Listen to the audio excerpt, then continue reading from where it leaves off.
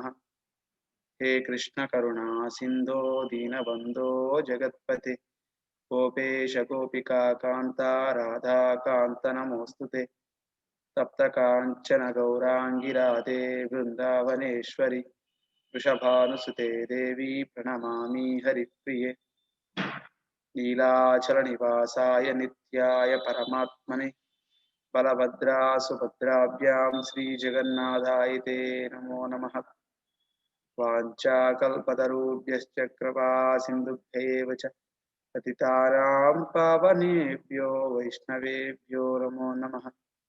जय श्री कृष्ण चैतन्य प्रभु नित्यानंद श्री अद्वैत गदाधर श्रीवासादि गौर भक्तवृंद। हरे कृष्ण कृष्ण कृष्ण हरे हरे हरे राम राम राम हरे हरे। ओम नमो भगवते वासुदेवाय।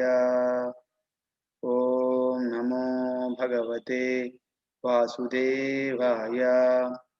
ओम नमो भगवते वासुदेवाय। हरे कृष्ण। ముందుగా ఈ అవకాశం ఇచ్చినటువంటి గ్రేస్ రూపేశ్వర చైతన్య దాస్ ప్రభుజీ వారికి, గ్రేస్ ముకుంద శ్రీ హరిదాస్ ప్రభుజీ వారికి, గ్రేస్ హేమ హరిదాస్ ప్రభుజీ వారికి, గ్రేస్ వైష్ణవ కృపదాస్ ప్రభుజీ వారికి, గ్రేస్ చైతన్య కృపదాస్ ప్రభుజీ వారికి, అలాగే ఎవరైతే ఈ ప్రవచనాన్ని శ్రవణం చేస్తున్నటువంటి అనంతకోటి వైష్ణవ భక్త బృందం అందరికీ కూడా హృదయపూర్వక పాదాభివందనాలు. ఈ రోజున మనము ఉపదేశామృతం, ఇంతకుముందు తరగతిలో ఉపదేశామృతంలోని ప్రథమ బిందువును గురించి చర్చ చేసుకున్నాము. అలాగే ఈ రోజున మనం ఉపదేశామృతం ద్వితీయ బిందువు గురించి చర్చ చేసుకున్నాం. మనం పూర్వమే చర్చ చేసుకున్నట్లుగా ఈ ఉపదేశామృతం అనేది ప్రారంభ భక్తులకి, ఎవరైతే కృష్ణ చైతన్యాన్ని ఆచరిస్తున్నటువంటి ప్రారంభ భక్తులకి ఇది చాలా చాలా అవసరమైనటువంటి. పూర్వం మనం చర్చ చేసుకున్నప్పుడు కూడా శ్రీల భక్తి సిద్ధాంత సరస్వతి గోస్వామి మహారాజ్ ప్రభుపాల వారు ఆధ్యాత్మిక ఆచార్యులు, సింహ గురువు. ఆయన తమ శిష్యులకి పదే పదే ఒక కథ వివరించేవాడు అన్నమాట. ఏమిటి అంటే ఈ యొక్క పడవ లంగర్ కథ. ఒకనొక సందర్భంలో ఈ యొక్క ఒక పెళ్లికి వెళ్ళేటువంటి బృందం వాళ్ళందరూ కూడా బెంగాల్ రాష్ట్రంలో రాత్రిపూట వాళ్ళు బయలుదేరి వెళ్తూ ఉన్నారు. అక్కడ పడవల ద్వారానే ప్రయాణం చేయాల్సి ఉంటుంది. అప్పుడు ఆ సందర్భంలో వాళ్ళందరూ కూడా రాత్రిపూట ఆ పడవ ఎక్కడం జరిగింది. పడవ ఎక్కిన తర్వాత ఆ పడవ నడిపేటువంటి వ్యక్తి ఆయన నడుపుతూ ఉన్నాడు. వీళ్ళందరూ కూడా నిద్రలోకి జారుకున్నారు. వాళ్ళు తెల్లవారు లేచి చూసేసరికి రాత్రి ఏ ప్రదేశంలో అయితే వాళ్ళు పడవలో ఎక్కారో అదే ప్రదేశంలో ఉన్నారు. అక్కడ ఏం జరిగిందంటే ఆ యొక్క పడవ నడిపే వ్యక్తి ఆ తెడ్డు వేసి ఎంతో బలంగా నడుపుతూ ఉన్నాడు. అయినప్పటికీ కూడా పడవ కదలలేదు. ఎందుకు అంటే పడవ ముందుకు ఎందుకు వెళ్ళలేదు అంటే కారణం ఆ లంగరు తీయలేదు కదా, యాంకర్ అంటారు. అది పడవ నీళ్ళలో కొట్టుకొని పోకుండా లేదా ఒడ్డున ఆపడం కోసం ఉపయోగిస్తారు. అలాగే మనం కూడా ఈ భక్తిలో ఈ భక్తియుక్త సేవలో అభివృద్ధి చెందాలి అంటే, భక్తి మార్గంలో మనం ముందుకు వెళ్ళాలి అంటే, ఆధ్యాత్మిక జీవితంలో పురోభివృద్ధి చెందాలి అంటే ఖచ్చితంగా మనం మన యొక్క ఇంద్రియాలను అలాగే మనస్సును నిగ్రహించాలి అనేది చెప్తున్నారు. అలాగైతే ఆ వ్యక్తి ఆ లంగర్ తీయలేదు. లంగర్ తీయపోవడం వల్ల ఏ ప్రదేశంలో ఉన్నవాళ్ళు ఆ ప్రదేశంలోనే ఉన్నారు. మనం ఎప్పుడైతే ఆధ్యాత్మిక జీవితంలో అభివృద్ధి చెందాలి అని మనం భావిస్తామో మనం చేయాల్సినటువంటి విషయం ఏమిటి అంటే ఈ యొక్క ఇంద్రియాలను మనస్సును నిగ్రహించాలి. లేని పక్షంలో మనం ఎక్కడైతే భక్తిని ఆరంభించామో ఆ ప్రదేశంలోనే ఉంటాం. ఎలాగైతే ఆ యొక్క పెళ్లి బృందం ఏ ప్రదేశంలో అయితే వాళ్ళు ఆ యొక్క ప్రయాణాన్ని ప్రారంభం చేశారో అదే ప్రదేశంలోనే వాళ్ళు అలానే ఉండిపోయారు. ఎందుకు అంటే ఆ లంగర్ తీయలేదు. మనం కూడా ఈ యొక్క ఇంద్రియాలను మనస్సును నిగ్రహించకపోతే ఆధ్యాత్మిక జీవితంలో అభివృద్ధి ఉండదు. ఆ యొక్క ఇంద్రియాలను మనస్సును నిగ్రహించేటటువంటి ప్రాసెస్ మొత్తాన్ని కూడా ఈ యొక్క ఉపదేశామృతంలో మనకి వివరించడం జరిగింది. కనుక మనం భక్తిని ఒక ప్రామాణికమైనటువంటి గురు శిష్య పరంపరకు చెందినటువంటి ఆచార్యుడి యొక్క అడుగుజాడలను అనుసరిస్తూ ఆయన యొక్క మార్గనిర్దేశకత్వాన్ని మనం స్వీకరించాలి. లేని పక్షంలో మనం మన స్వంతగా ఈ యొక్క భక్తి యోగాన్ని ఆచరించాలి అంటే అది ఎటువంటి పరిణామాలకైనా కూడా అది దారితీయవచ్చు. ఎందుకు అంటే మనం కూడా ఈ యొక్క ఆధ్యాత్మికకు సంబంధించి చాలా మంది పూజా కార్యక్రమాలు నిర్వహిస్తూ ఉంటారు. మనం చూడవచ్చు వాళ్ళ పూజా మందిరంలో శాస్త్రానికి సంబంధించిన విధంగా మనం చూసినట్లయితే చాలా లోపాలు గమనించవచ్చు. ఎందుకు దీని గురించి చెప్తున్నామంటే గురువు నిర్దేశకత్వం లేని ఈ యొక్క ఏదైతే భక్తియుక్త సేవ ఉంటుందో లేదా ఆధ్యాత్మికమైనటువంటి కార్యక్రమాలు ఉంటాయో దానివల్ల గురువు నిర్దేశకత్వం లేకపోవడం వల్ల శాస్త్రానికి విరుద్ధంగా మనం చేసేటువంటి అవకాశం ఉంది. ఆ తప్పులు చేయటం వల్ల చాలా చాలా ఇబ్బందులు పాలవుతాం. కనుక ఆ తప్పులేవి దొరలకుండా మనం ఏం చేయాలంటే ప్రామాణికమైనటువంటి గురు శిష్య పరంపరకు చెందినటువంటి ఆచార్యుడి యొక్క మార్గనిర్దేశకత్వంలో మనం భక్తియుక్త సేవను ఆచరించాలి. అలాగే ఈ ఉపదేశామృతాన్ని శ్రీల రూప గోస్వామి రచించినటువంటి ఉద్దేశం ఏమిటో ప్రభుపాల వారు కూడా ఈ యొక్క ఉపదేశామృతానికి ఆయన ఇచ్చినటువంటి తొలి పలుకులో ఆయన వివరించడం జరిగింది. చాలా స్పష్టం. ఎందుకు ఇచ్చారంటే ఈ భక్తి యోగంలో ఎవరైతే పురోభివృద్ధి చెందాలనుకుంటున్నారో వాళ్ళందరికీ కూడా మార్గనిర్దేశకత్వం చేయడం కోసం ఈ ఉపదేశామృతాన్ని ఇవ్వడం జరిగింది రూప గోస్వామి ప్రభుపాల వారు. కనుక మనం ఈ యొక్క భక్తియుక్త సేవలో అభివృద్ధి చెందాలి అంటే శ్రీల నరోత్తమ దాస్ ఠాకూర్ మహారాజ్ వివరించినట్లుగా ఎంతోమంది ఆచార్యులు వివరించారు. మనం ఈ యొక్క గోస్వాములు చే అందింపబడినటువంటి ఈ యొక్క సాహిత్యాన్ని మనం పాటించాలి, దాన్ని అనుసరించాలి. వాళ్ళ యొక్క ఇన్స్ట్రక్షన్స్. శ్రీ చైతన్య మహాప్రభుకి ప్రత్యక్ష శిష్యులు వీళ్ళందరూ కూడా, ఈ గోస్వాములందరూ కూడా. కనుక వాళ్ళ యొక్క మార్గనిర్దేశకత్వాన్ని మనం అనుసరించాలి. అప్పుడు మనం భక్తిలో ఎటువంటి అడ్డంకులు లేకుండా సాఫీగా మనం భక్తి సేవలో అభివృద్ధి చెందగలుగుతాం. కనుక మనకు కూడా ఈ యొక్క షడ్గోస్వామాష్టకం మనం చూసినట్లయితే దాంట్లో నానా శాస్త్ర విచారణైక నిపుణౌ సద్ధర్మ సంస్థాపకం లోకానాం హితకారిణౌ త్రిభువనే మాన్యౌ శరణ్యాకరం రాధాకృష్ణ పదారవింద మదనే వందేన మత్తాలికం వందే రూప సనాతనౌ రవియుగౌ శ్రీజీవ గోపాలకం. షడ్గో స్వామాష్టకం అనే అష్టకం ఉంది. అష్టకంలో చెప్తున్నారు నానా శాస్త్ర విచారణైక నిపుణౌ. ఈ యొక్క షడ్గోస్వాములందరూ కూడా వాళ్ళందరూ ఎటువంటి వాళ్ళని చెప్తున్నారు ఇక్కడ. నానా శాస్త్ర విచారణైక నిపుణౌ సద్ధర్మ సంస్థాపకం. ప్రపంచంలో ఉన్నటువంటి ధర్మశాస్త్రాలన్నింటినీ కూడా వీరు అధ్యయనం చేశారు. నిపుణులు వాళ్ళు యొక్క శాస్త్రాలలో. సద్ధర్మ సంస్థాపకౌ, దేనికి వీరు ఈ యొక్క శాస్త్రాలన్నిటినీ కూడా అధ్యయనం చేసి నిపుణులుగా మారారు. తిరిగి ఆ యొక్క వాగ్మయాన్ని మొత్తాన్ని కూడా మనకి రకరకాలైనటువంటి లైక్ ఉపదేశామృతము ఇటువంటి గ్రంథాల రూపంలో అందించారు మనకి.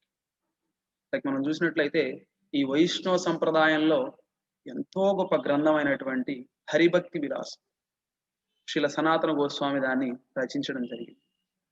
ఈ యొక్క హరిభక్తి విలాసం అంటే ప్రపంచంలో ఉన్నటువంటి వైష్ణవ గ్రంథాలన్నిటికీ సంబంధించినటువంటి మనకి ఎటువంటి సందేహాలు వచ్చినా కూడా మనం హరిభక్తి విలాసాన్ని కానీ చూసినట్లయితే మనకి నివృత్తి జరుగుతుంది. చాలా మంది ఈ ఈ యొక్క ఏకాదశి, ఈ రోజున ద్వాదశి వామన జయంతి కూడా చాలా మంది ఈ యొక్క ఇస్కాన్ సిస్టంలో మనం ఉపవాసం చేస్తూ ఉంటాం. చాలా మంది ఒక రోజు ముందు వచ్చింది కదండి, మీరెందుకు ఈ రోజు ఉపవాసం ఉంటున్నారని ఇలా కాంట్రవర్సీ మనం చూడొచ్చు. కాంట్రవర్సీ అంటే తెల్లవారి ఇస్కాన్ సిస్టమ్ ప్రకారంగా ఉంటారు, కొంతమంది ముందు రోజు ఉంటారు. దానికి సంబంధించి చాలా మందికి డౌట్ ఉంటుంది. అది ఎన్నోసార్లు చెప్పినప్పటికీ కూడా చాలా మంది అదే మాట్లాడుతున్నారు. ఎందుకంటే ఉదయాన్నే మనం భక్తి టీవీలోనో లేదో వేరే ఛానల్లోనో లేదో న్యూస్ పేపర్లోనో క్యాలెండర్లోనో చూసుంటాం ఈరోజు ఏకాదశి ద్వాదశి అని రాసి ఉంటుంది. అయితే మీరెందుకు మరి తెల్లారి పాటిస్తున్నారు అనేది చాలా మందికి సందేహం ఉంటుంది. అయితే హరిభక్తి విలాసం మనకి ఈ యొక్క ఏకాదశి వ్రతం హత్యంలో కూడా ఉంది దానికి సంబంధించినటువంటి విషయం. హరిభక్తి విలాసాన్ని అనుసరించి క్లియర్‌గా సనాతన గోస్వామి వివరిస్తున్నారు. ఇదంతా కూడా పద్మ పురాణం, అలాగే వరాహ పురాణం వాటన్నిటిలో నుంచి తీసుకున్నదే హరిభక్తి విలాసం. ఆయనది సెపరేట్‌గా రచించినటువంటి ఆ! వాంగ్మయం కాదది. ఇంతకు ముందే చెప్పుకున్నాం కదా! నానా శాస్త్ర విచారణైక నిపుణౌ. వీళ్ళంతా కూడా నానా శాస్త్రాలు ప్రపంచంలో ఉన్నటువంటి ఈ యొక్క ఆధ్యాత్మిక గ్రంథాలన్నిటిని అధ్యయనం చేసి, ఈ యొక్క హరిభక్తి విలాసం లాంటి గ్రంథాలను మనకు అందించడం జరిగింది. అయితే దాంట్లో చెప్పినటువంటి విషయం ఏమిటి అంటే, మనం ద్వాదశితో కూడినటువంటి ఏకాదశిని పాటించాలి. దశమితో కూడినటువంటి ఏకాదశిని పాటించకూడదు అనేది అక్కడ విషయం.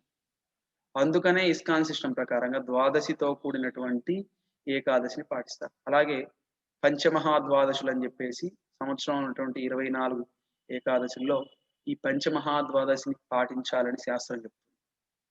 కనుక ఈ విషయాలన్నీ కూడా మనకెలా తెలుస్తాయంటే, ప్రపంచంలో ఉన్నటువంటి ఆధ్యాత్మిక గ్రంథాలన్నింటినీ కూడా ఎవరైతే అధ్యయనం చేశారో, వారి యొక్క భాష్యాన్ని, వారి యొక్క మార్గనిర్దేశకత్వాన్ని వారి వాంగ్మయం ద్వారా మనం తెలుసుకున్నప్పుడు ప్రామాణికమైనటువంటి గురు శిష్య పరంపర ద్వారా మనకి ఈ విషయాలన్నీ కూడా అవగతం అవుతాం.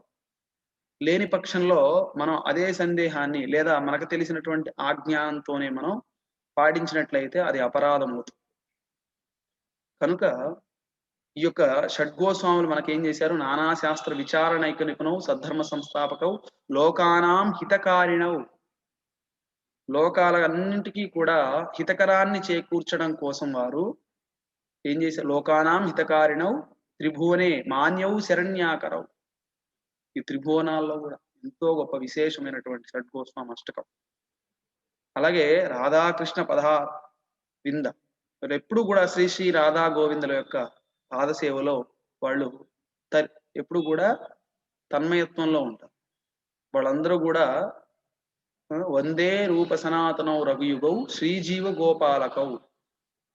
ఈ షడ్గోస్వాములు ఇంత గొప్ప వరాన్ని మనకిచ్చారు. కనుక ఆ వరాల్లో ఒక వరమే మనకి ఈ యొక్క ఉపదేశామృతం. కనుక మనం ఏం చేయాలి అంటే ఈ షడ్గోస్వాముల యొక్క అడుగుజాడలను అనుసరిస్తూ ఉన్నట్లయితే మనం భక్తిలో అభివృద్ధి చెందుతాం. ఈ రోజున మనం ద్వితీయ బిందువు గురించి చర్చ చేసుకుందాం. మొదటి బిందువుని మనం ఆల్రెడీ పూర్తి చేసుకున్నాం. ఇంకా ఎవరైనా కూడా దానికి సంబంధించినటువంటి విషయాలు ఎక్కువగా తెలుసుకోవాలి అంటే ప్రథమ బిందువుకు సంబంధించినటువంటి భాష్యం అంతా ఉంటుంది. ఉపదేశామృతం అనే గ్రంథం ఉంది. దాన్ని మనం చదువుకున్నట్లయితే దాంట్లో ఇంకా ఎక్కువ విషయాలు మనకు తెలుస్తాయి. కనుక ఈ రోజున మనం ద్వితీయ బిందువు ఉపదేశామృతం నుంచి అత్యాహారః ప్రయాసశ్చ ప్రజల్పో నియమాగ్రహ జనసంగశ్చ లౌల్యంచ షడ్భిర్భక్తిర్వినశ్యతి. భావము భాష్యము చెప్పినది అభయ చరణారవింద భక్తి వేదాంత స్వామి జగద్గురు శిల ప్రభుపాద. జై శిల ప్రభుపాదకి జై. ఇక్కడ భావము ఈ క్రింద పేర్కొనబోయే 6 కార్యాలలో ఎక్కువగా నిమగ్నమైతే భగవత్ సేవ అనగా భక్తి నశిస్తుంది. అందులో 1 అవసరమైన దానికంటే అధికముగా భుజించుట లేక అవసరమైన దానికంటే అధికముగా ధనమును కూడబెట్టుట. 2 పొందుటకు శక్యము కాని భౌతిక వస్తువుల కొరకు అధికముగా శ్రమించుట. 3 లౌకిక విషయాల గురించి అనవసరంగా చర్చించుట. 4 ఆధ్యాత్మిక అభివృద్ధి కొరకు కాకుండా కేవలం అనుసరించుట కొరకే శాస్త్ర విధులను ఆచరించుట లేక విద్యుక్తములైన నియమ నిబంధనలు విడిచి స్వతంత్రముగా అంటే ఇష్టానుసారం వర్తించుట. 5 కృష్ణ చైతన్యం పట్ల ఆసక్తి లేని భౌతిక విషయాసక్తి గల వ్యక్తుల సహవాసం చేయుట. 6 ప్రాపంచిక లాభాల పట్ల అత్యాశను కలిగి ఉండుట. ఈ 6 రకాలైనటువంటి కార్యక్రమాల్లో మనం ఎక్కువగా నిమగ్నం అయితే భగవత్ సేవ అంటే భక్తి నశిస్తుంది. కనుక ఈ 6 కార్యాలు ఏమిటో మనం తెలుసుకోవాలి. ఆ 6 కార్యాలలో మనం నియుక్తం కాకుండా ఉండాలి. కనుక అత్యాహారః ప్రయాసశ్చ ప్రజల్పో నియమాగ్రహ జనసంగశ్చ లౌల్యంచ షడ్భిర్భక్తిర్ వినశ్యతి. కనుక దీనికి ప్రభుపాద వారి యొక్క భాష్యం నా భూతో నా భవిష్యతి అన్నట్లుగా ఇచ్చారు ప్రభుపాద వారు. ప్రప్రథమంగానే ప్రభుపాద వారు భాష్యం చెప్తున్నారు. మానవ జీవితం సరళ జీవనం ఉన్నత ఆశయాల కొరకు ఉద్దేశించబడింది. బద్ధజీవులందరూ కూడా భగవంతుని తృతీయ శక్తి ఆధీనంలో ఉండడం వలన ఈ భౌతిక ప్రపంచంలో ఎవరైనా పని చేయడం తప్పనిసరినట్లు రూపొందింపబడింది. దేవాదేవుడైన భగవంతునికి 3 ప్రధాన శక్తులు గలవు. మొదటి అంతరంగ శక్తి, అంతర్గత శక్తి, రెండవది తటస్థ శక్తి, మధ్యస్థ శక్తి, మూడవది బహిరంగ శక్తి లేదా బాహ్య శక్తి. జీవులు తటస్థ శక్తికి సంబంధించి ఉంటారు. అనగా అంతరంగ బహిరంగ శక్తుల మధ్యస్థులై ఉంటారు. దేవాదేవునికి అధీనులైన శాస్త్ర సేవకులగుట చేత జీవాత్మలు లేక అణుజీవులు తప్పక అంతరంగ శక్తి లేక బాహ్య శక్తి నియంత్రణలో ఉండవాలి. అంతరంగ శక్తి నియంత్రణలో ఉన్నప్పుడు వారు తమ సహజ స్వరూప స్థితిలో ముఖ్యముగా భగవంతుని భక్తియుక్త సేవలో ఎల్లప్పుడూ నెలకొని ఉంటారు. భగవద్గీత 9వ అధ్యాయం 13వ శ్లోకంలో ఇలా ఉంది. మహాత్మానంతు మాం పార్థ దైవీం ప్రకృతి మహాసితాః భజంతి మనసో జ్ఞాత్వా భూతాదిమవ్యం. ఓ పార్థ భ్రాంత చిత్తులు కానటువంటి మహాత్ములు మాత్రము దైవీ ప్రకృతి ఆశ్రయించి ఇందురు. వారు నన్ను ఆదియును అవ్యుడును అగు దేవాదేవునిగా నిలిచే నా భక్తియుక్త సేవలు సంపూర్ణంగా నిమగ్నులై ఇందురు. కనుక ప్రభుపాల వారు మొట్టమొదటిగానే ఒక విషయాన్ని ప్రస్తావన చేస్తూ ఉన్నారు. ఏమిటి అంటే అది మానవ జీవితం సరళ జీవనం ఉన్నత ఆశయాల కొరకు ఉద్దేశించబడింది. ఇది సనాతన ధర్మానికి మూల సూత్రం. ఇది వాస్తవం. మనం సరళ జీవనం కలిగి ఉండాలి, ఉన్నతమైనటువంటి ఆలోచన కలిగి ఉండాలి. సరళ జీవనం గురించి ప్రభుపాల వారు ముందు కూడా ప్రస్తావన చేశారు. మన యొక్క సరళ జీవనంలో మనకి అవసరమైనటువంటి ఏమిటి, అత్యవసరమైనటువంటి అనవసరమైనటువంటివి ఏమిటి అనేది మనం ప్రశ్న చేసుకోవాలి. ఇక్కడ సరళ జీవితం చూసినట్లయితే మనకి తినడానికి, అలాగే త్రాగడానికి, నివాసం ఉండడానికి, ధరించడానికి వస్త్రాలు ఇలాగా ఇవి ఉంటే సరిపోతుంది. అయితే మరి మన మానవ జీవితం ఉన్నతమైనటువంటి ఇక్కడ ఆశయానికి సంబంధించినటువంటిది కనుక సరళమైనటువంటి జీవన విధానం ఉండాలి, ఉన్నతమైనటువంటి ఆశయాన్ని కలిగి ఉండాలి. మరి ఉన్నతమైనటువంటి ఆశయం ఏమిటి అంటే మనం ఎందుకు జన్మించాము, ఎందుకు మనం ఈ భౌతిక జగత్తులోకి వచ్చాము అనేది మనం ప్రశ్న చేసుకోవాలి.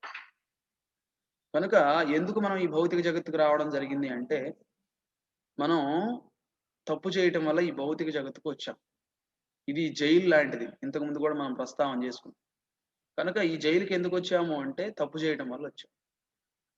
మరి అది తప్పు అని తెలుసుకున్న తర్వాత మరి ఆ రియలైజేషన్ ద్వారా మనం ఏమవ్వాలంటే దాన్ని సరిదిద్దుకొని తిరిగి మన యొక్క శాశ్వతమైనటువంటి ప్రదేశం ఏదైతే ఉందో ఆ శాశ్వతమైన ప్రదేశానికి తిరిగి వెళ్ళాలి.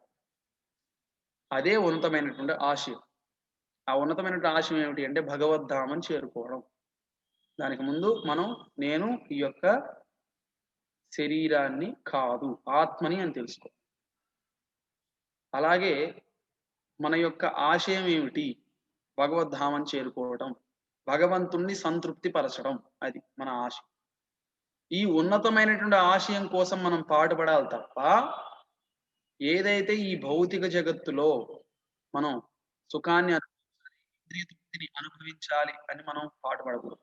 అందుకనే సరళ జీవితం ఉండాలి, ఉన్నతమైనటువంటి ఆశయం ఉండాలి. అందుకే మన భారతదేశంలో పూర్వం ఈ యొక్క మారుమూల గ్రామాల్లో మనం చూసినట్లయితే ఎక్కడైనా కూడా కేవలం ఈ యొక్క పర్ణశాల లాంటి ఆ యొక్క గృహాల్లోనే నివసించేవాడు. మట్టితోనో లేదా ఆ యొక్క చెట్లతోనో నిర్మించినటువంటి పర్ణశాల లాంటి కుటీరాల లాంటి ఆ యొక్క నివాసాలు ఏర్పాటు చేసుకొని వాటిలో జీవితాన్ని గడుపుతూ ఉండేటటువంటి వాడు. కానీ వాళ్ళ యొక్క భావన చాలా ఉన్నతంగా ఉంటుంది. ఇక్కడ సరళమైనటువంటి జీవన విధానం వల్ల ఏమవుతుంది అంటే ఉన్నతమైనటువంటి ఆశయాన్ని మనం చాలా త్వరగా చేరుకోవడానికి ఆస్కారం. ఈ యొక్క సరళమైనటువంటి జీవితం లేకపోవడం వల్ల ఆ జీవితం చాలా కాంప్లికేటెడ్. దానికి మనం దాన్ని తయారు చేసుకుంటూ ఉంటాం. ఎందుకంటే మనం చూసినట్లయితే మనం ఈ యొక్క సరళ విధానం చూసినట్లయితే సరళమైనటువంటి జీవన విధానంలో మన యొక్క శరీరానికి ఆరోగ్యంగా ఉండే విధంగా, మన మనసు ప్రశాంతంగా ఉండే విధంగా మన యొక్క జీవన విధానం అంతా కూడా మనం సిద్ధం చేసుకోవాలి. అలా లేని పక్షంలో ఏమవుతుందంటే మన యొక్క ఉన్నతమైనటువంటి ఆశయం ఏదైతే ఉందో దాన్ని మనం చేరుకోవాలి. కనుక దానికి సంబంధించే ఈ యొక్క 2వ శ్లోకంలో ప్రభుపాల వారు భాషణలో వివరిస్తున్నారు. మానవ జీవితం సరళ జీవనం ఉన్నత ఆశయం కొరకు ఉద్దేశింపబడింది. బద్ధ జీవులందరూ కూడా భగవంతుడి తృతీయ శక్తి ఆధీనంలో ఉండడం వలన ఈ భౌతిక ప్రపంచంలో ఎవరైనా పని చేయడం తప్పనిసరి అగునట్లు రూపొందింపబడినది. కనుక మనం ఖచ్చితంగా పని చేయాలి. దాంట్లో ఎటువంటి సందేహం లేదు. అయితే అది ఎలా చేయాలి అనేది ప్రశ్న. ఇక్కడ మనం ఈ యొక్క జీవితానికి సంబంధించి తీసుకున్నట్లయితే మానవ జీవితం ఉన్నతమైనటువంటి ఆశయం కోసం ఉద్దేశింపబడింది కనుక మనం ఏం చేయాలంటే మనం కేవలం ఇంద్రియ తృప్తిని అనుభవించేటువంటి కార్యక్రమాల్లో నిమగ్నం కాకూడదు. సరళంగా ఉండాలి మన జీవన విధానం అంతా కూడా, రోజువారీ షెడ్యూల్ అంతా సింపుల్. ఇప్పుడు ఏమైపోయిందంటే ఈ సోకాళ్ళు నాగరికత వల్ల, నామమాత్ర నాగరికత ఇదంతా కూడా, దానిలో భాగంగా ఉన్నతమైనటువంటి ఆశయాన్ని వదిలిపెట్టేసి కేవలం ఈ యొక్క ఇంద్రియ తృప్తికి సంబంధించినటువంటి విషయాల్లోనే ఎక్కువగా నిమగ్నమై ఉన్నారు ప్రజానికి అంతా కూడా. కనుక మనం రోజంతా కష్టపడినా కేవలం మనం తీసుకునేది ఆహారాన్ని బియ్యం లేదా గోధుమలు, రొట్టెలు ఇవే తీసుకుంటాం. కానీ ఎక్కడ కూడా మనం నట్లు బోల్డ్లు కానీ, మెమరీ కార్డులు, సిమ్ కార్డులు, సెల్ ఫోన్లు అవేమి తినడానికి ఆస్కారం లేదు. కనుక మరి మనం మన జీవితాన్ని సరళ విధానంలో ఉంచుకోవాలి. ఖచ్చితంగా ఇక్కడ ఏం చెప్తున్నారు, బద్ధజీవులందరూ కూడా భగవంతుడు తృతీయ శక్తి ఆధీనంలో ఉన్నారు, దుర్గాదేవి ఆధీనంలో ఉన్నారు కనుక ఖచ్చితంగా మనం పని చేస్తాం. మరి ఆ పని ఎలా ఉండాలి అంటే కృష్ణ చైతన్య సహిత కర్మ, కృష్ణుడు ఆనందించే విధంగా ఉండాలి మన కర్మ అంతా కూడా. ప్రతిదీ కూడా కృష్ణుడికి సంబంధించిందై ఉండాలి. యత్ కరోషి యదస్నాసి, నువ్వు ఏ పని చేసినా కూడా తత్పురుష మదర్పణం అని చెప్తున్నారు శ్రీకృష్ణుడు. కనుక మన యొక్క ఉద్యోగం కూడా భగవంతుడు సంతృప్తి పడే విధంగా ఉండాలి. మన యొక్క వ్యాపారం కూడా భగవంతుడు సంతృప్తి చెందే విధంగా ఉండాలి. అంటే ఆ భావనని మెయింటైన్ చేయాలి మనం. ఇక్కడ తృతీయ శక్తి అంటే దుర్గాదేవి ఆధీనంలో ఉన్నారు. ఇక్కడ మనం చూసినట్టయితే అంతర్గత శక్తి పైన, బాహ్య శక్తి పైన, తటస్థ శక్తి. అంతర్గత శక్తి అంటే శ్రీమతి రాధారాణి, బాహ్య శక్తి తృతీయ శక్తి అంటే దుర్గాదేవి, తటస్థ శక్తి అంటే జీవుడు. ఈ మధ్యలో ఉన్నటువంటి ఈ జీవుడు తనకే ఉందన్నమాట ఈ యొక్క స్వాతంత్రం. ఆయన తన యొక్క మేధస్సును ఉపయోగించి ఆయన ఊర్ధ్వంగా ఆయన ప్రయాణం చేసి రాధారాణి యొక్క మార్గనిర్దేశకత్వంలో భగవంతుడికి భక్తుడిగా మారొచ్చు. లేకుండా అతను ఉన్నటువంటి ఆ స్థాయి నుంచి క్రిందిగా ప్రయాణం చేసి దుర్గాదేవి యొక్క ఆధీనంలోకి వెళ్ళిపోయి మనం తమో గుణంలోకి, రజోగుణంలోకి వెళ్ళిపోయి భగవంతుడికి దూరం అవడం కూడా మన యొక్క చేతుల్లోనే ఉంది. మనం ఏం చేయాలంటే మనం ఉన్న ప్రదేశం నుంచి పైకి ప్రయాణం చేసి రాధారాణి యొక్క మార్గనిర్దేశకత్వంలోకి మనం వెళ్ళాలి. లేని పక్షంలో ఏమవుతుంది, బాహ్య శక్తి యొక్క ఆధీనంలోకి, తృతీయ శక్తి ఆధీనంలోకి రావడం వల్ల మనం రకరకాలైన క్లేశాలకి మనం గురవుతాం. ఆధ్యాత్మిక, అధిభౌతిక ఇటువంటి క్లేశాలకు మనం గురైనప్పుడు మనం ఏమవుతాం, ఈ భౌతిక జగత్తులో ఇంకా బందీకృతులుగానే ఉంటాం. ఇక్కడ ఎంతకీ కూడా మనకి ఆనందం రాదు, దుఃఖాలయం అశాశ్వతం. కానీ ఇక్కడ మనం ప్రశాంతమైనటువంటి జీవన విధానాన్ని గడపాలి అన్నా, లేదా ఈ జీవితం తర్వాత కూడా మనం ఎటువంటి అడ్డంకులు లేకుండా, ఎటువంటి ఇబ్బంది లేకుండా, ఎటువంటి కష్టాలు లేకుండా మనం ప్రశాంతంగా ఉండాలి అంటే ఏం చేయాలంటే మనం రాధారాణి యొక్క మార్గనిర్దేశకత్వాన్ని అనుసరించి భగవంతుడి యొక్క భక్తియుక్త సేవలో నియుక్తంగా, అది మనకే ఇచ్చినారు ఆ స్వతంత్రాన్ని భగవంతుడు.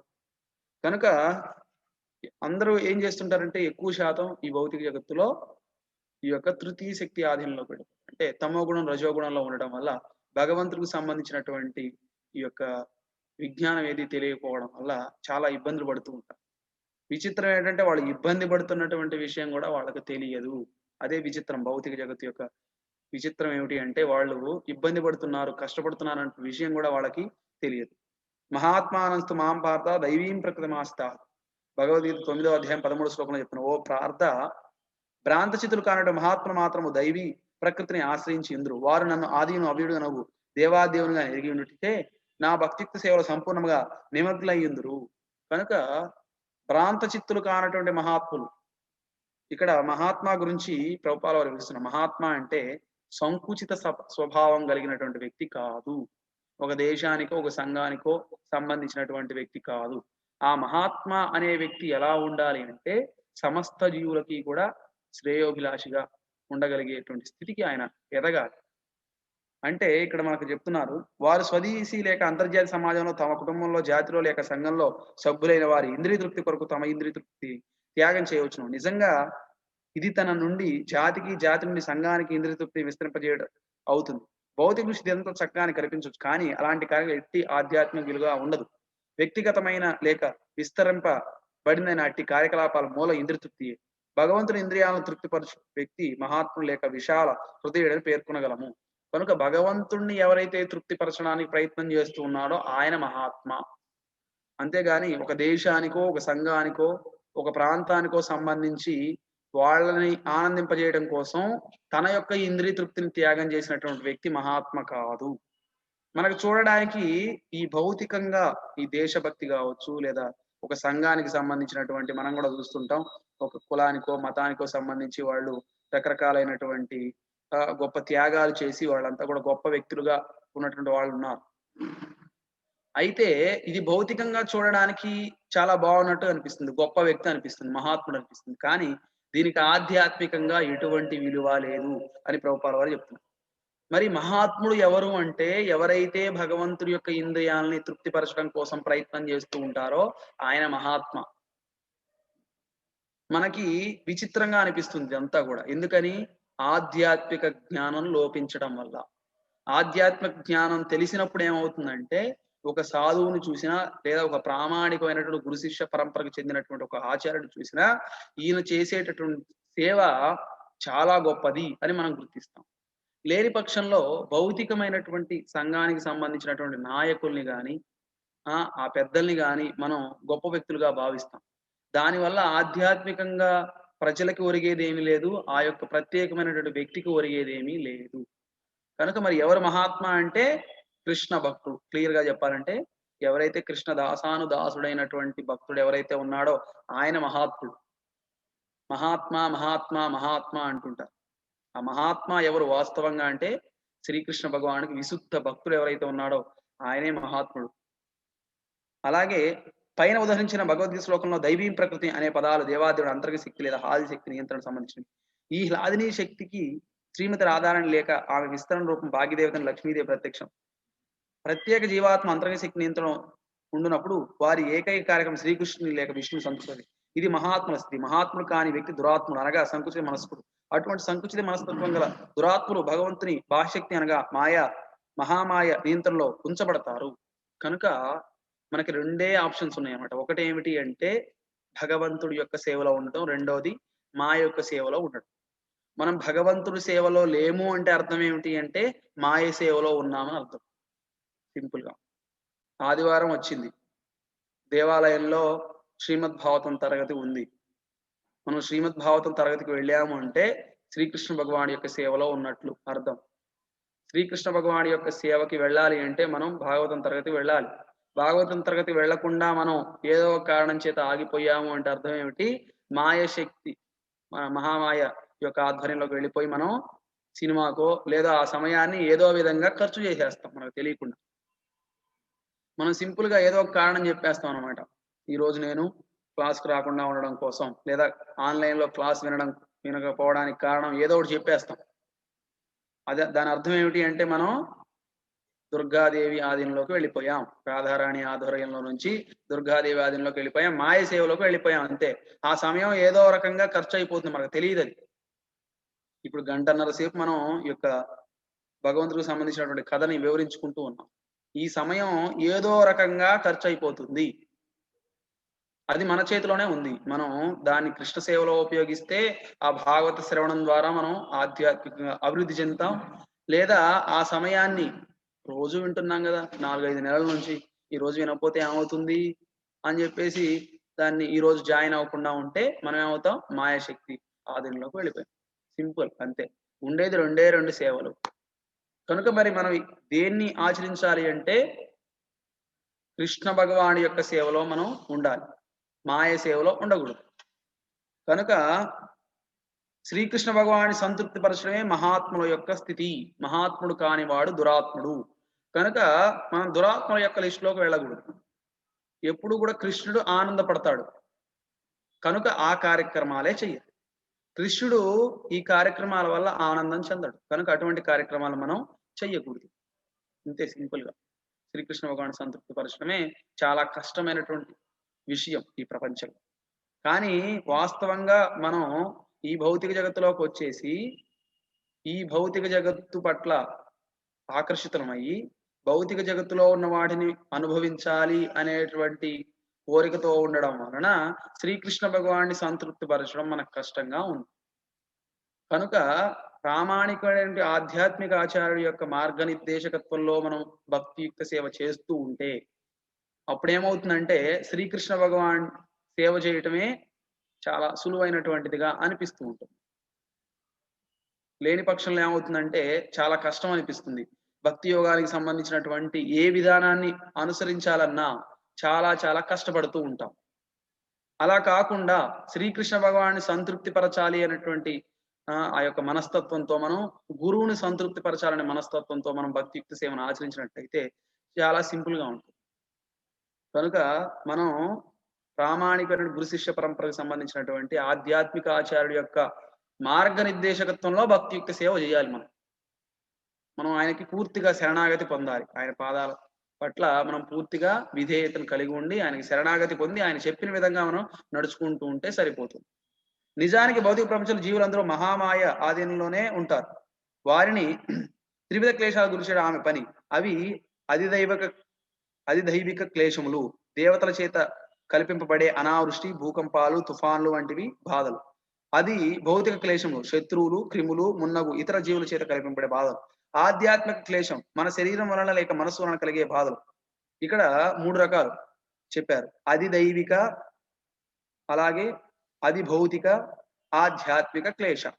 ఇక్కడ అధిదైవిక అంటే భూకంపాలు, సునామీలు, వరదలు, అనావృష్టి ఇవన్నీ గూడా అధిదైవిక క్లేశం. ఇవి ఎవరైనా గూడా అనుభవించాల్సిందే. దీంట్లో ఎటువంటి ఇబ్బంది లేదు. ఎవరికీ మినహాయింపు లేదు. అలాగే అధిభౌతిక క్లేశం అంటే శత్రువులు, క్రిములు, మున్నగ ఇతర జీవులచే అంటే పాము గాని, తేలు గాని, క్రిమి కీటకాల వల్ల వచ్చేటటువంటి వైరస్, బాక్టీరియా వీటన్నిటి వల్ల మనం ఇబ్బంది పడుతూ ఉంటాం. వాటన్నిటిని గూడా అధిభౌతిక క్లేశం అంటారు. ఇక మూడవది ఆధ్యాత్మిక క్లేశం. మన శరీరం వలన లేక మనస్సు వలన కలిగే బాధ. మనకి మనస్సుకి బాధ కలిగే విధంగా ఎవరైనా ప్రవర్తించినప్పుడు మనం లోపల బాధపడుతూ ఉంటాం. అలా గూడా బాధపడతాం. ఇతర జీవుల వల్ల బాధపడతాం. ప్రకృతి వైపరీత్యాల వల్ల బాధపడతాం. ఇవి 3 త్రివిధ క్లేశాలు. అందుకనే దుర్గామాత చేతిలో త్రిశూలం ఉంటుంది. త్రిశూలం ధరించి ఉంటుంది ఆవిడ. ఆ త్రిశూలానికి గుర్తు ఏమిటి అంటే ఆధ్యాత్మిక, అధిభౌతిక, అధిదైవిక క్లేశాలు. అంటే ఈ యొక్క దేవతల ద్వారా అనావృష్టి, అతివృష్టి, వరదలు, భూకంపాలు ఇవన్నీ రావడం. లేదా ఇతరమైనటువంటి జీవులు పాములు, లేదా ఈ యొక్క తేళ్ళు, ఇతరమైన క్రిమి కీటకాల వల్ల రావడం. లేదా మన మన మనసుతోనే మనం బాధపడడం. లేదా మన నాలుక క్రిందే మనం పంటితోనే మన నాలుకను కొరుక్కోవడం. ఇలాగ. కనుక ఈ 3 రకాలు అయినటువంటి క్లేశాలు. ఉదాహరణకు మానసిక, శారీరక దౌర్బల్యాలు దైవ భూతాత్మ హేతవః బాహ్యశక్తి వశమై ఉండటం వలన ఈ త్రివిధ క్లేశాలకు గురైన బద్ధజీవుడు వివిధ కష్టాలను అనుభవిస్తూ ఉంటాడు. బద్ధజీవులు ఎదుర్కొనే ప్రధాన సమస్యలు పునర్జన్మ, వార్ధక్యం, రోగం, మరణం. భౌతిక ప్రపంచంలో ఎవరైనా దేహాత్మను పోషించుకున్నకు పని చేయాల్సింది.